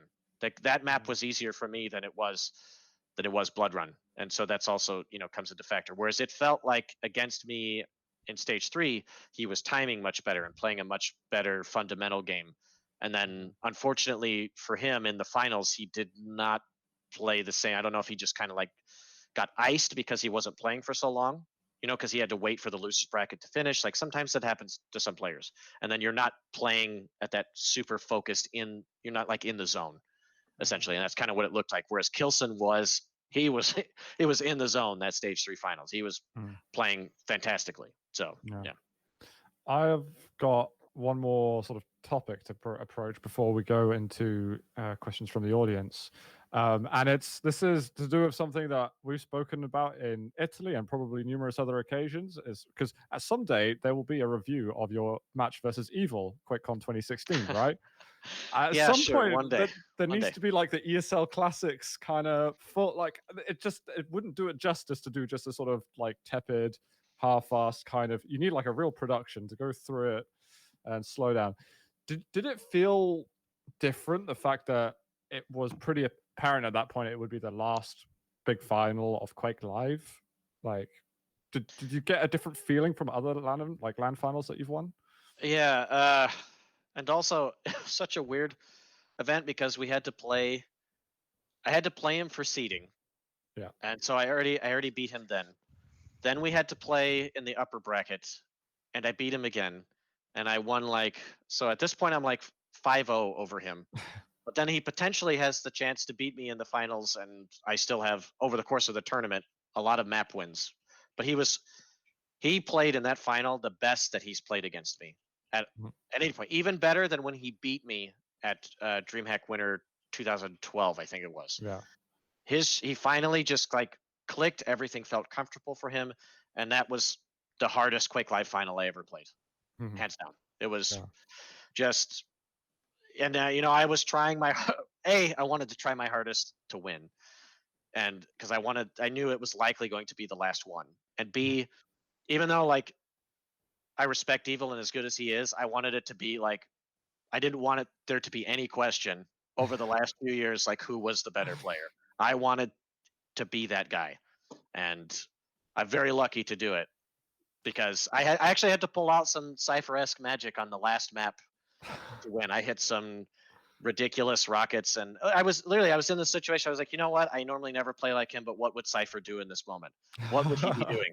And I played based off of that and squeaked away with one. So yeah, was that Furious Heights, the last map? yes, it was. But what was unbelievable about that final was that every single map was just incredible to watch. I don't know, like, the way I look at it is like, okay, I'm a little bit later on than you guys in terms of when I got really into the esports scene in Quake, but I've obviously watched a lot of stuff in history. I see it as the best final ever in Quake, more so than just the best match in Quake Live. For Duel, let's stick it to Duel, shall we?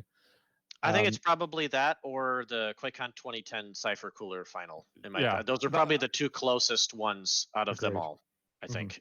And then, and actually, to me, it felt like magic to be lucky enough to cover that with DDK.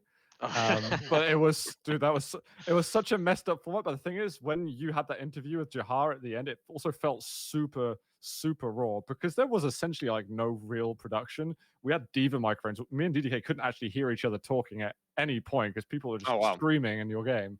It was like absolutely outrageous to cast it, but And it was like super fun. to Avek's point, people don't know this about that final either. Some people know who Steveo is. He's like an admin at QuakeCon year in and year out. And for some reason, the way that the lighting fixtures were that year, they were messed up, and it was like shining so bright onto like evil. And so Mm. Steveo for the whole finals is up there with a big ass Steel Series mouse pad and is holding his arms up, I like blocking the forgot light about for that. evil the entire time, and is like only getting like small breaks in between. And like a champ did it for him so that he would have like equal playing Wow. ground. It I was, totally forgot that. That's amazing. and Yeah. I felt bad What a because champ. that's like a half-hour game, just one. That's like You know? what Avek was talking about. Was it San Jose with the guy holding the umbrella?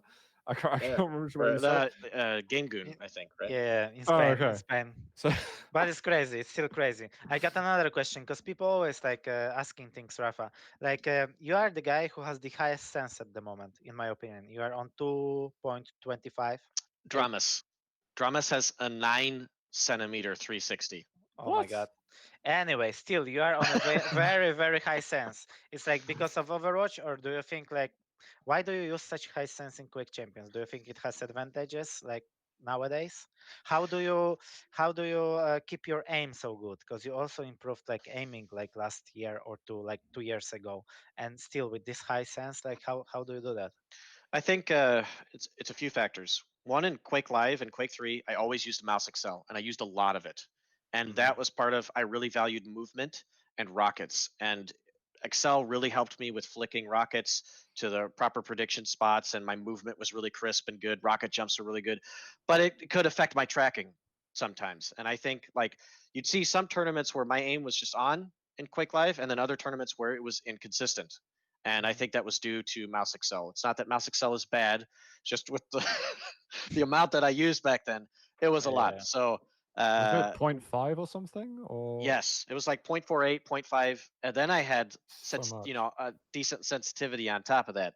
So, but the thing the thing was when I moved to Overwatch for those couple years, I wasn't sure going to LAN events if they were going to allow the what was the application Kovac made, Pavohat's Excel driver, so that it would be consistent across all games, because then it's Mhm. just in the registry. But the thing was, is certain programs were being banned at the time because of cheating found in Counter-Strike via certain apps and things like that. So I was like, well, I don't want to get used to using Excel in this game because it wasn't available in the main menu. You had to use it like that through through Windows. I don't want to use it and then go to LAN and it's not allowed, and then it's I'm screwing my team over because now I'm playing playing like ass because I'd Yeah. have to be getting used to everything new on the day. So I tried to find a sensitivity setup in that game where essentially, like in Quake Live, the centimeters that I would do to do a 360 flick with Excel, I was now doing a 180, something Okay. like that. So I could turn around and I would just have to swipe a little bit more, but I didn't want to like tire my arm out from a slow sensitivity and having to do that all the time.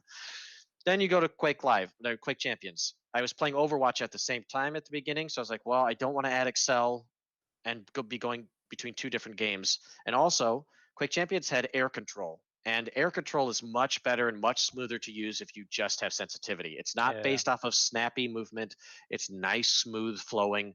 So as Quake Champions has gone on, I just stuck with it, and then I started using better mice. To be honest, I loved and used the WMO, the Wheel Mouse Optical, the super stupid cheap $15 mouse from Microsoft. A lot of players used it, but the thing was, at its peak when it worked properly, it's the best feeling that I think I've ever felt from a mouse. But it had a very hard time keeping consistent hertz. I That just was have something important to add on your WMO because I'm still furious at all the times you had to restart your computer and I had to kill time on stream because I'm of that. sorry. I'm Yeah, so let's sorry, just man. say But that. it just it had to be done, dude. That's fine. That's totally fine. But so I got off of that, and then Liquid had a Razer sponsorship when I joined them, and so I switched to something that was similar, the Razer Abyssus V2. And it was a pretty good mouse, but I had the first Quake tournament, I had a problem with Razer Synapse. And so I had to make a choice at that QuakeCon. Do I want to play where the Synapse is now fucked up how the game sensitivity feels, and now it feels like I have positive Excel, but I have the proper mouse hertz?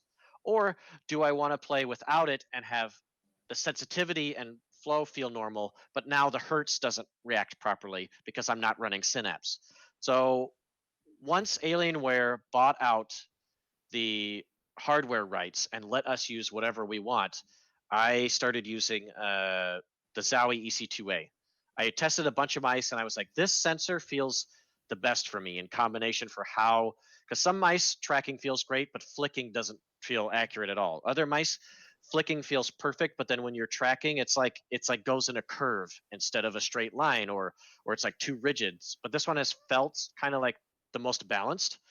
And I think just playing with that and playing the combat heavy sacrifice and 2v2 and sticking with a sensitivity that allows me to move very well, but still combat well at the same time, that's what's helped. And so eliminating Excel from my game and just like playing more combat heavy stuff and then going into duel and just becoming more consistent. And I have lowered my sensitivity from the beginning of Quake Champions. I'd say the beginning I was at like 800 DPI, 500 hertz on the, because for some reason 500 hertz ran better on the Razer mice back then.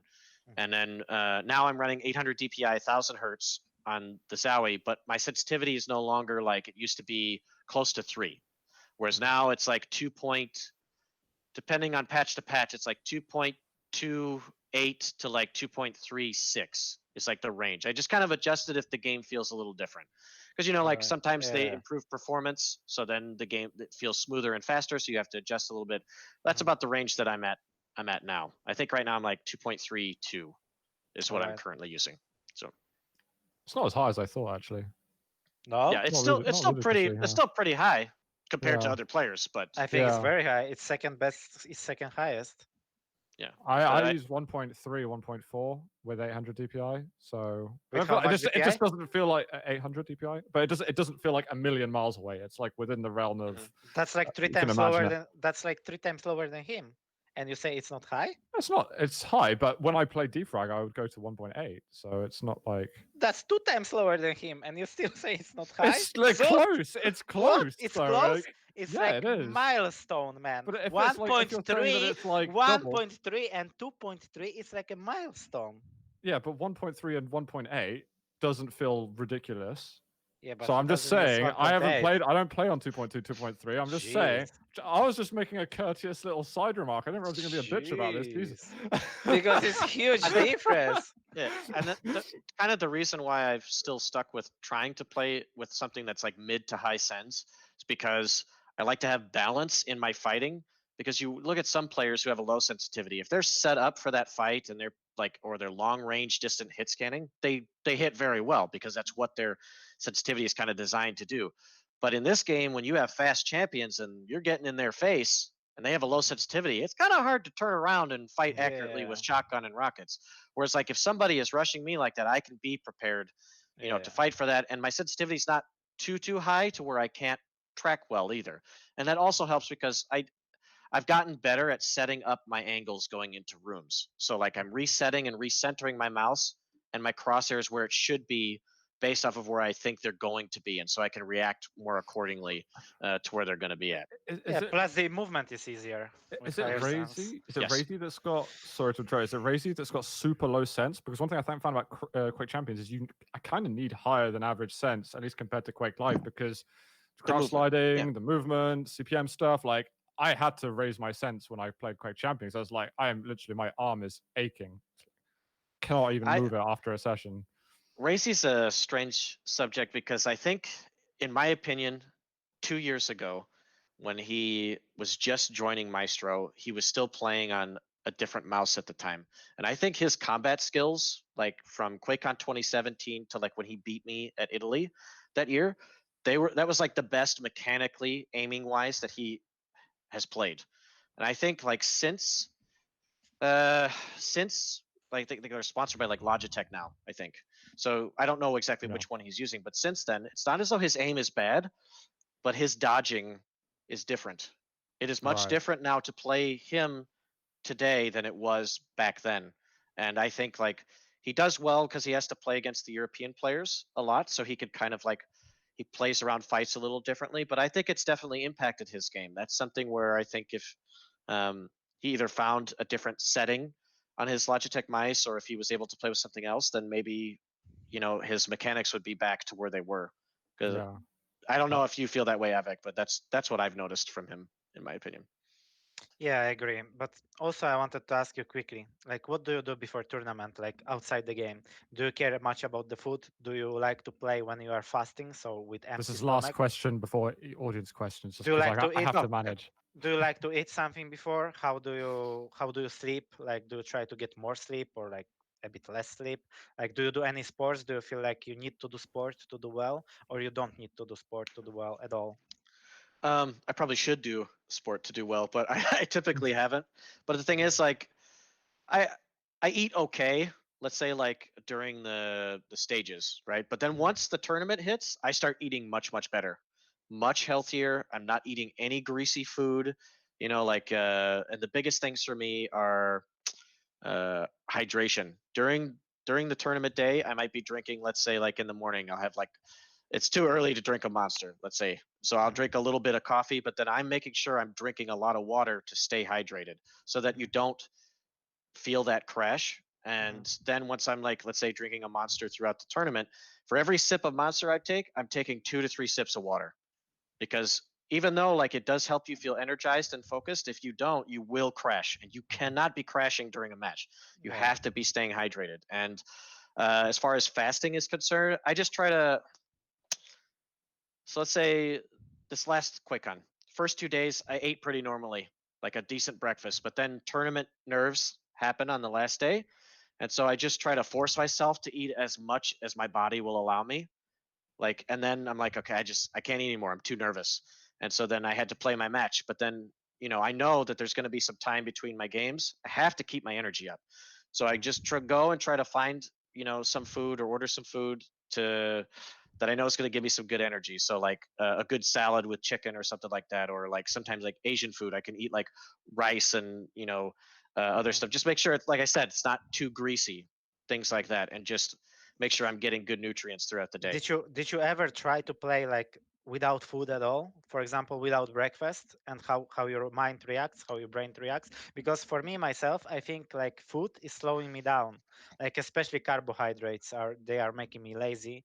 My brain is more lazy. It's like more sleepy. It feels like when I'm playing without the food, I'm thinking much faster. That's why I If you ever wanted to try, yeah, like I suggest. even at Katowice, when we have like the food, what's it called? Not vendors, like the Like catering. catering, Yeah, yeah. right. So you have the food catering there, right? I'm making sure that when I get an actual time break for lunch or dinner, that I'm doing it, but I'm not overeating. That is the worst thing to do, is to overeat. It's better to like eat the proper food, eat just enough, and then snack like before matches.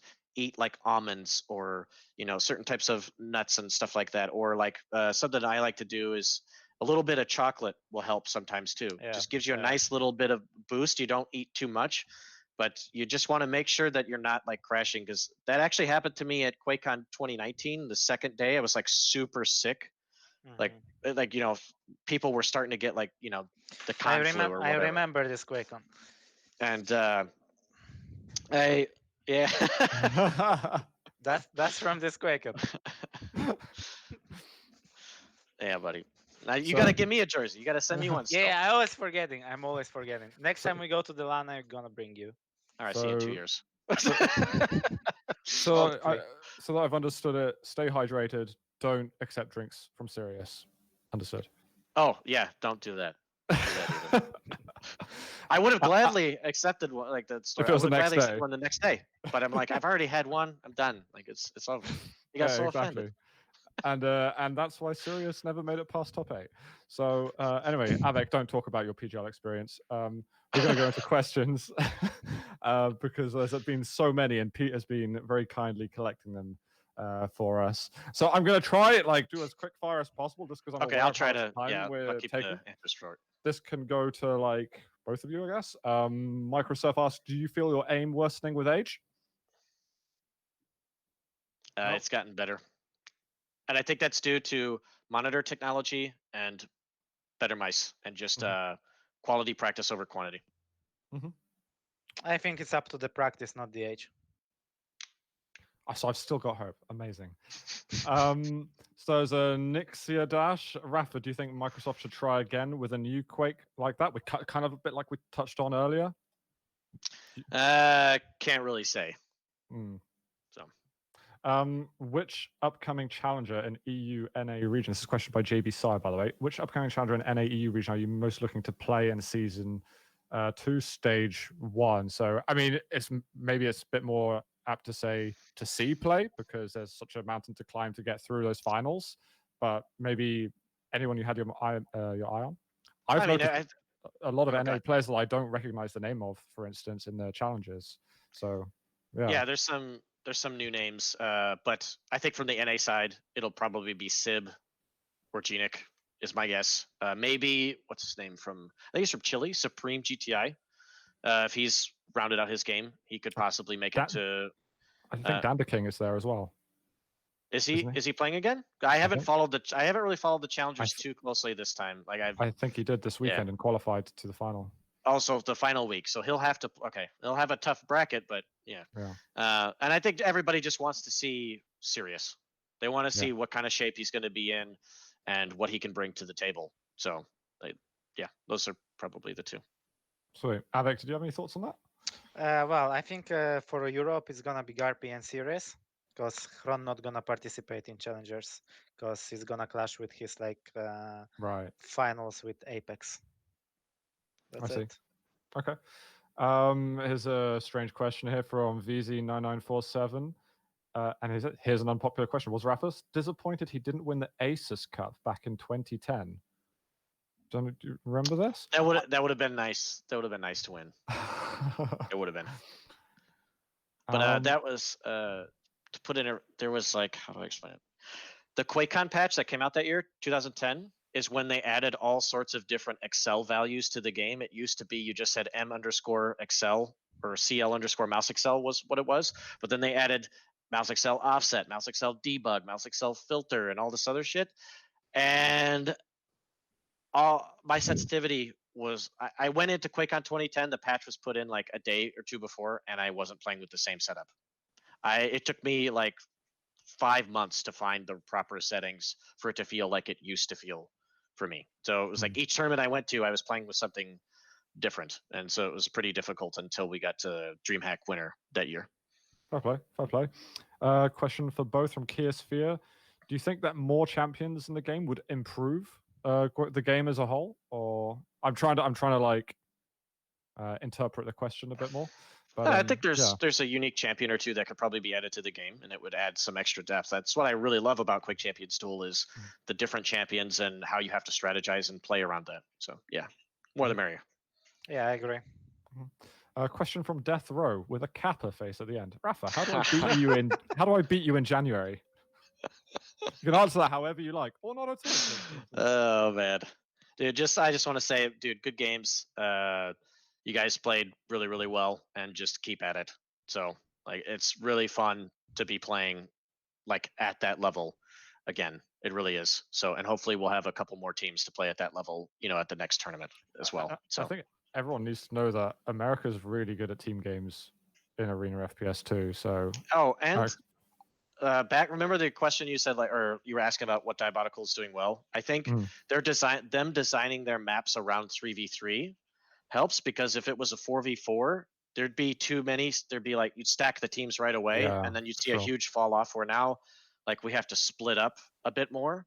So what we could make as a powerhouse team in NA with one more person of let's say cYpheR or MaDDoG or something like that, we can't. So that talent has to be split elsewhere, and it's creating better competition. And but it's good that the maps are being made for 3v3, and they're not too big, they're not too small, that type of thing. It's helping, and I think it'll help in the EU scene as well. So no, fair. And I totally agree.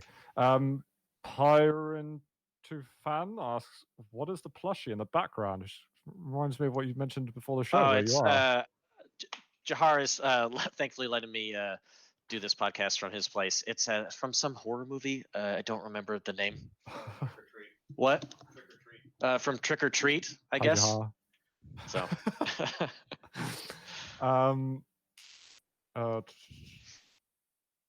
So, question for I sold. When new arena of FPSs pop up and try to make it, do you guys ever get consulted by those developers? If yes, what has your feedback generally been? Or maybe that's like NDA confined, but does that ever happen to you guys? Kind of that. It's happened, and sometimes I just decline to do it. Like one that I remember was like it wasn't NDA or anything. It was like remember when like Zonatic and another game was coming out pretty similar to that at the time. Warsaw, maybe. Yeah, something Warsaw? like that. Yeah. But I don't know. It just I feel like it's even though air control is the easiest for people to learn, it's also the highest. Like you could see the biggest difference in who's good with it and who's not, and where people can take it, and it can Yeah. seem very, very daunting. It makes the game so fast. Oh, reflex, That's why. maybe. No, that was Sorry, after, but still. But yeah, but that's why at the time they were trying to like, and I was just like, well, I just don't think it's gonna reach newer players because it just makes the game so fast that they feel like they'll never have a chance. So Yeah, yeah. yeah, that's fair. Avik, did you ever have an experience like this? Yeah, but I never have anything like good to say or like anything useful to say because my mind is always too focused on one thing or one game and things like this. It was always like this. I never mix the games. Everybody who knows me, even cYpheR, he's always pushing me. Let's play this. Let's play that. It's fun. Let's go like TeamSpeak. And I'm like, dude, I'm playing Quake Champions. Leave me alone. Question from Biohazardous Pitch. Is there a feature that Quake Live or Diabotical brings to the table that you would like to see brought to Quake Champions? Maybe just for Quake Champions, maybe just a classic Quake Live map for duel that could be redone just a little bit. You know how like Blood Run was changed just a little bit, Blood Covenant to try to fit the different movement styles, maybe just adding one more classic map and then rotating out, let's say, then put Blood Covenant to the side since we've played it for 20 years or something like that. I'd like to see that. I think it'd be interesting. Plus, Quake has all the rights to all those, so it's not like they have to go out and pay somebody for that. Like they could potentially do it. So, Avik, anything you would take from those to the other, those to Quake Champions? Team mode. I've got to say, just to put out there, Godfather of Esports, Quake doesn't have a 4v4 ranked mode. Come on, cYpheR, I believe. I believe. I really, and I hope that the CTF work that they're doing at the moment is maybe leading towards that. I think that would be magic. That would be crazy, yeah. Yeah. There's a question here which maybe is a bit loose, but maybe you could put it as like, what of these do you find the most important? Which computer component is a must? CPU, GPU, high hertz monitor? Is there anything here that you say if you had to have one thing at the highest level? probably it depends on your game. Like Quake Champions is so CPU intensive. Yeah. You don't necessarily need the best of the best graphics card.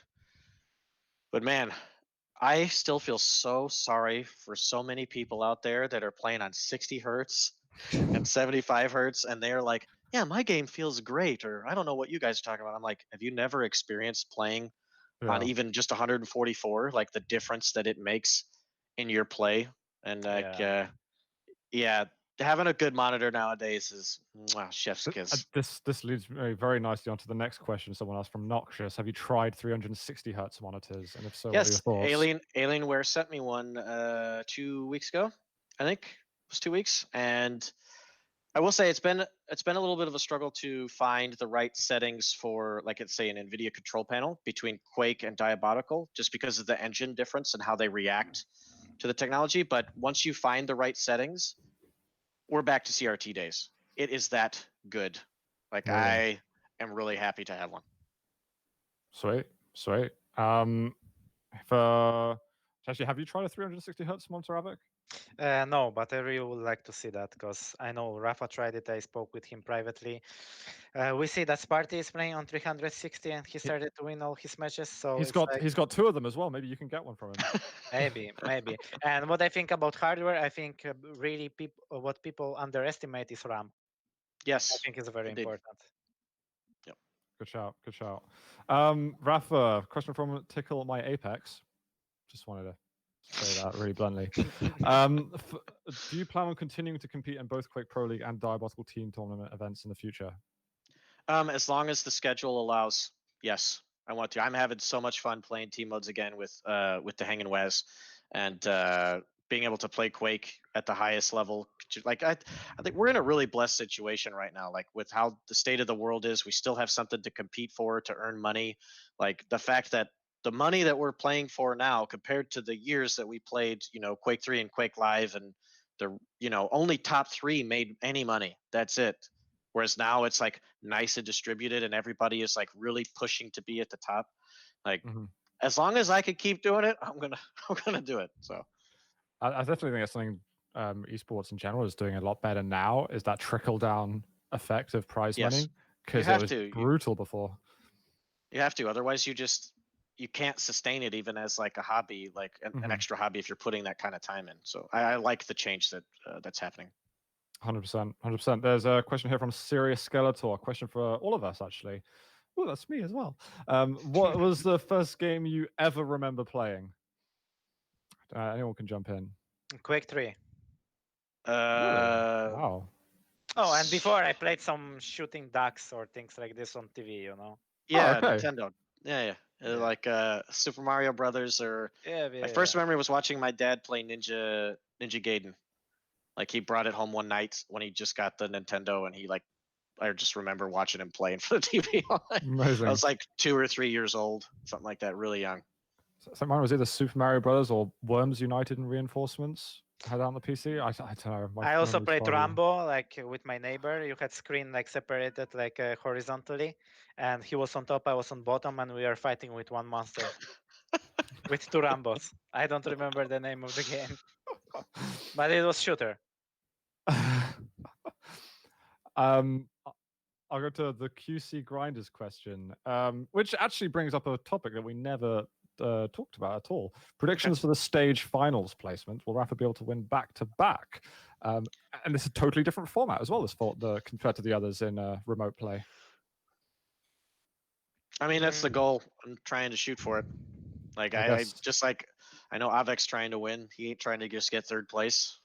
It's like everybody that has a legit shot at winning is going for it. So hopefully I can just, prepare properly and bring my A game every single day, because I'm going to need to. Yeah, and I guess based on like earlier on when I was asking, who do you see as a rival? It's like, well, everybody, basically. Like, you don't have someone who you put as your fear factor, right? Yeah, no. I just I'm looking out for everybody. I'm trying to prepare for everybody that could potentially be there. I mean, look at what CNZ did. Like, he was able to make it from almost being knocked out of the challenger game to beating cYpheR, and then to beating, who did he base? Did he beat base to make it to the final day? I don't remember. I think. Like, so you can't count anybody out from that region right now. Yeah, CNZ was awesome last stage. Even Tox, like Tox stepped his game up. Like he was like struggling in the stages, but then playoffs he played really well. Is that a hustle now? 0-8. Now he's going to smash everyone.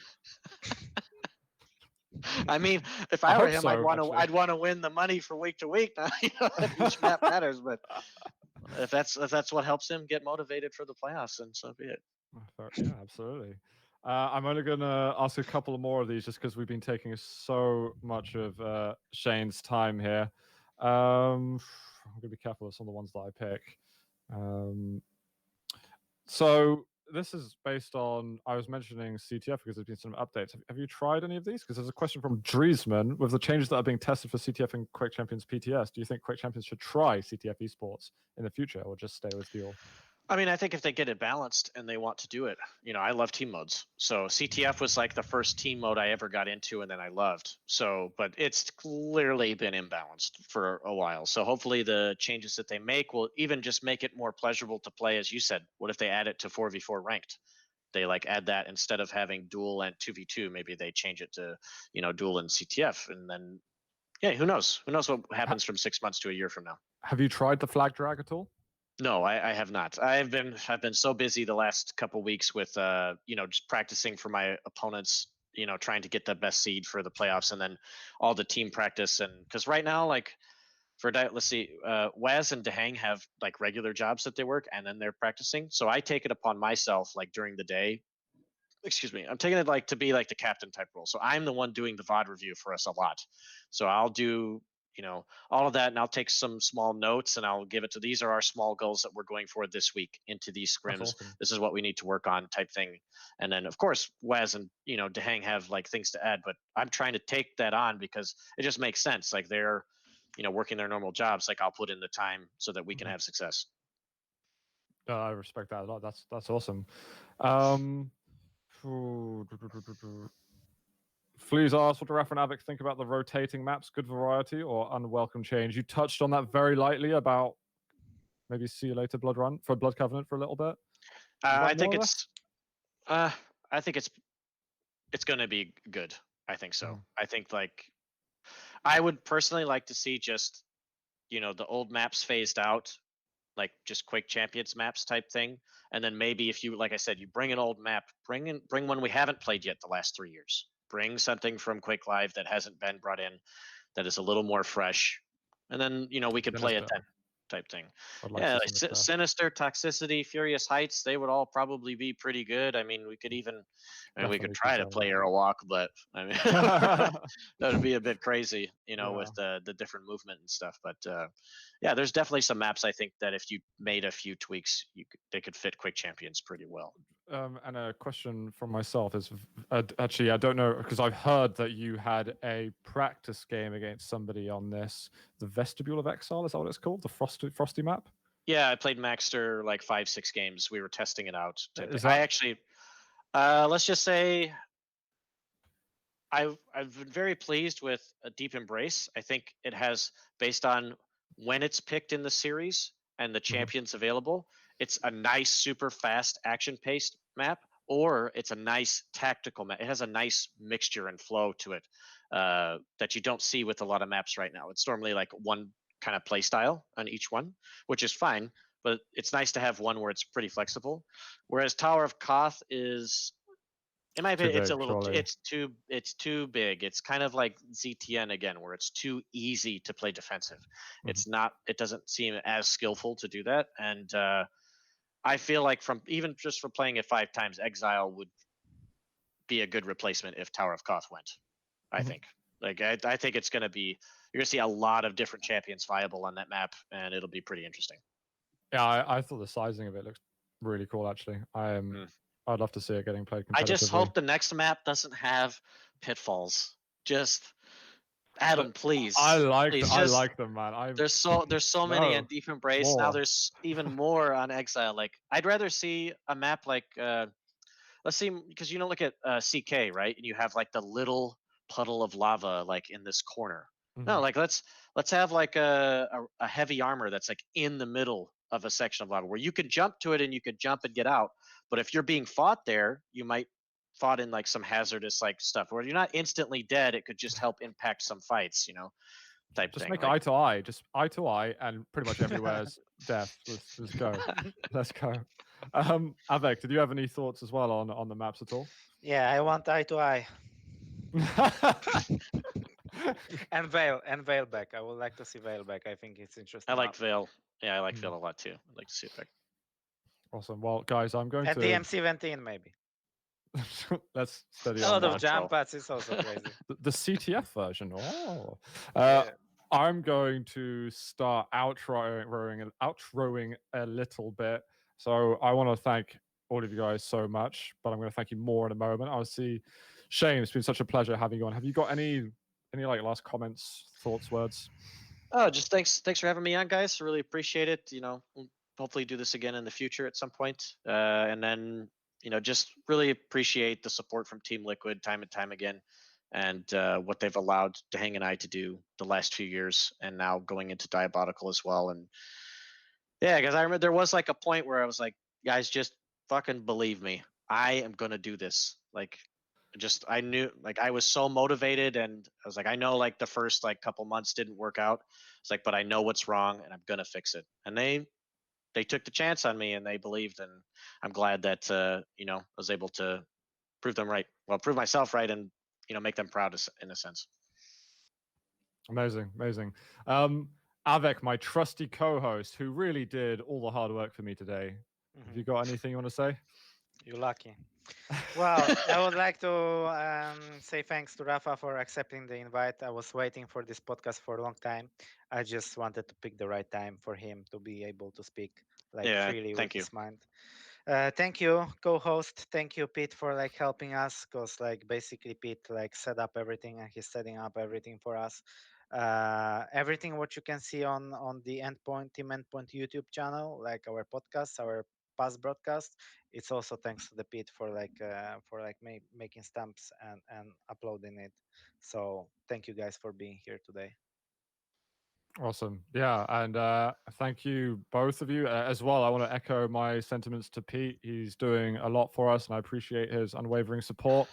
Rapha, it's absolute pleasure to talk to you. I always learn something new every time we get a chance to speak. And I really hope, it's been a while since, well, I guess anyone's been to an event, but I hope that I will get to go to another event and see yourself, Av3k, and the rest of the gang there. So One day. thank you. Yeah, one day. There we go. One day. We're in the middle of feels like hell of this pandemic, but I hope everyone is staying safe. Thank you so much, everyone, for watching. We hope you'll check out the VODs. Leave any comments, or if you want to see any new guests, definitely let us know. But otherwise, we'll catch you on the flip side. Thanks, guys.